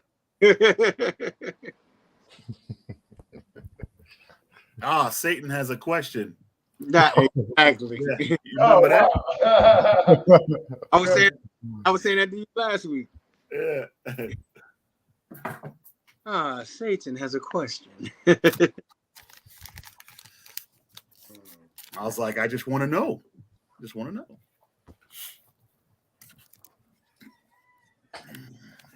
Con. That's it. Oh, okay. I see what Likewise to the brothers and sisters out Yeah, there. Enjoy y'all. y'all high-fiving each other saying, "Oh, you made it too." That's what's up. Shalom. Oh, man, I might not never stop high fiving. Right? I make it. I'll be high-fiving in my sleep. And I tell you right now, we get into the kingdom. I see one dude or one woman, one little kid with a golden calf or anything. You out of here. I'm taking you out of here. Hey, this is the bread time, but we should do it one day. The AOC meltdown. The last person standing gets a trophy. Oh, word. Yo, that would be crazy. I kind of like that idea. Yeah. She don't have the slightest clue. I kind of like that. It's been a long time since we did that. I kind of like that idea. Man, I don't know if my sleep apnea gonna let me do all that. I got it too, man. Just you'll be fine. Good. Con. You'll be all right. Like Latoya says, I so miss Familiar. Con. Days. Con. That was some wild stuff right there, man. We ain't had no behavior over in that school. Man, the unthinkable happened in there. Yeah. Throwing, chair throwing. Hey, Shaka. I don't know if you know, but Chief Priest Sean the Bond, he knows some of your brothers. Oh, He knows Shar Sham. Yeah, they know Quanath. They know them brothers over there. Oh yeah. Yeah, they know them brothers very well. Yeah, come. Yeah, the brother, he studies with FOP and all of that, Good brother. Yeah. Okay. Well, what's the name? Zabat. No, Quanath. Quanath Shar Sham. Quanath. Yeah, Quanath. Yeah. No, I'm not trying to do that. Hey, Barack, take your screen share off. I almost kicked you off the stream by mistake.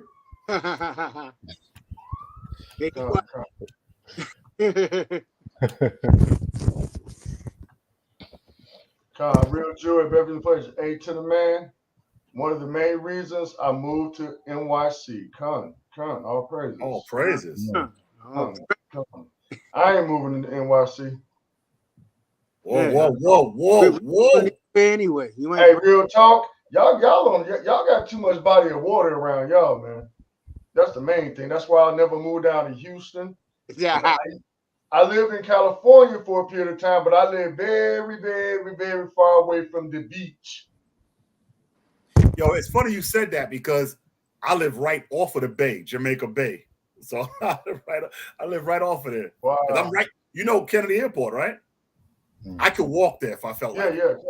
I could walk there. 8 minutes, I'm there. Right, yo, Bun. Latoya Skilman says you used to tease and call it country back then in Vermilion. Yeah. Yeah. Yes, sir. I remember now. That's wow. Shalom. Wow. Shalom. Wow, I do remember. I do. Wow. Wow. I didn't mean it though. Yes, you did. Hey, Shaka, you ain't gotta apologize. No. It's all good, King. You did nothing wrong, man. Even the other brother, you ain't gotta apologize for that brother. Don't worry about it, King. You good. It's all good, King. It's all good. Done. The water, sis. The water. Come. All praises, Most High. Why y'all was shy? Come. So, man, we thank y'all for tuning in for another Saturday Q&A. Don't forget to support our brothers on the Wednesday night class with the brothers out of Cleveland. Friday night Shabbat class with me and the brother Barack. And again, next Saturday, around 12 noon, 1 o'clock, depending on how the spirit is moving. tuning in with us again. And also Shalom and a Shabbat to the brother Oscar Santiago. Brother definitely reaching out and keeping in tune. That's the brother from New Jersey trying to get up with brothers. Bro, I wanted to ask you what happened with that. Con. Yeah, the brother. Did you put him in touch with Daniela? He still needs a follow up. Oh, okay. We'll talk about it off camera. Con. So likewise, King, may the Most High bless you and your family. Wanda says AOC is the best. I'll cut off an ear for y'all. See, I told you about that, sister. See, I don't play with me. I'll cut you. She's gonna do whatever she get her hand on first. Here's a question. For next time. Speaking of that, who remembers the guy's name who Peter cut the ear off? I do. Nobody ever remembers his name. I do. So I'm talking to you. Put that in the chat. Put that last one in the chat. I'm not talking to y'all if y'all know. But no, every time I ask that question, nobody knows off top. You said Baraka be on top, be on it. Baraka. Yeah. Baraka. That's all good. Baraka. He got his back. Baraka. Yeah. Let's get it. Baraka, aka don't play with me. Good. Call him Rock. Hey, Baraka's a powder keg waiting to explode, man. You got to keep that brother calm. He sure is. I know. I am. I'm working on it, man. I'm working. Don't worry about it. I'm with you. I'm ashamed. This is twice in 2 weeks. What? Hey, you want to run that question again, Chief Priest of Bomb? Who?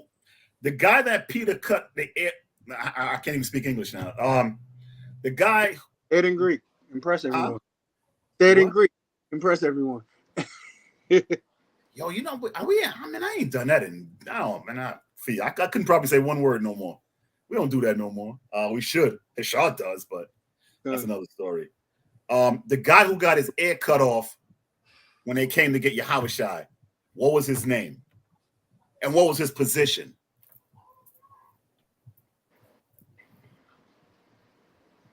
I'll tell you because I'm not going to tell you the answer, but years ago, it was Heshah who hit me with that question. And from then, I never forgot it. For some reason, I hit everybody with that question.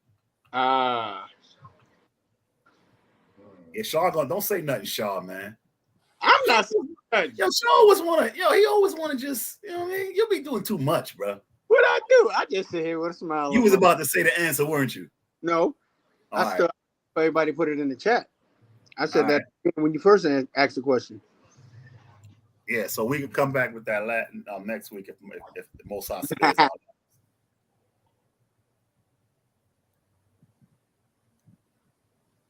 Good day to you too, King. Look at somebody got it already? It's the mother. All right. The next one gonna be harder.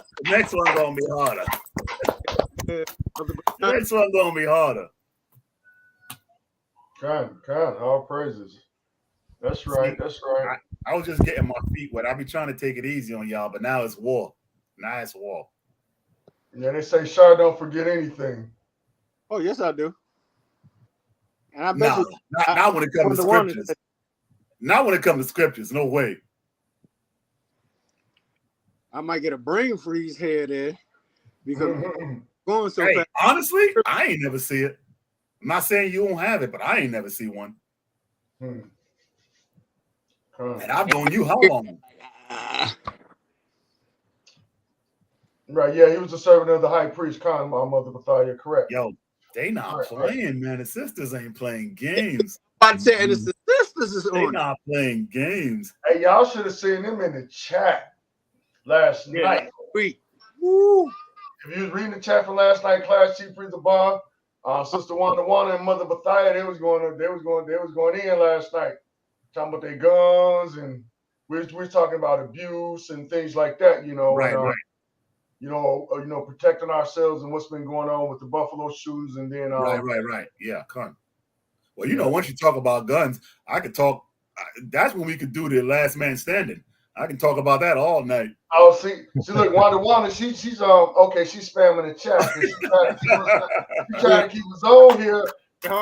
I see, she just busted herself out. See, she told on herself guilty. Oh, we do. But we actually enjoy our time with y'all, fam. Really, we really do. You know, that was a great time to be with y'all. I like being a new addition to this. Busted. No.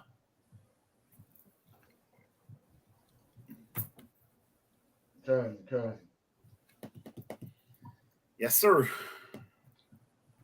All right. Much as it pains me, we're gonna go ahead and end the stream. We'll see y'all on Wednesday night, and keep our nation in prayers. Keep our brothers in prayers and our households and our sisters and everybody that's out there suffering. We say Shabbat Shalom to the 12 tribes scattered abroad. Shabbat Shalom. I think I'm gonna join y'all Wednesday. Oh, somebody see they try to sneak one in, brother. You got to say that for next week. So going in, hold on. See? He says, where in the Bible was Jesus referred to as being what? A practicing witch. Was it for saying drink? Drink and eat the body. Drink and eat the body. Oh yeah. Yeah, but Oh yeah, we could get into that next. Yeah, we can get into that. They're referring to cannibalism. Right, Khan. And he wasn't speaking literal. Khan, that's why the 80 disciples left. Right, Khan. That's right. Mm-hmm. Just the 12 that remained. Khan. Yeah. Love you too, sis.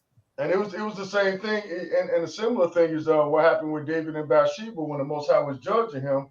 When he told what the Most High said, because of what thou hast done, thy wives shall be ravished. Mm-hmm. Meaning, he was speaking metaphorically. It was just to show him, exactly what his error was and the type of pain he would feel. But yeah, that's what they was talking about, man. Yahweh Shai wasn't being literal, So yeah, that's what was going on with that. That was an easy one. All right, man. We're gonna have to get up out of here, man. We see y'all. Shalom, Shabbat. Shalom, everybody. We love you as well. Shalom, family. Mashpakah. See, there she go. See, there she go. Yeah, we out. All right, Shabbat. All right, shalom, fam. That's cool. Oh, that's cool.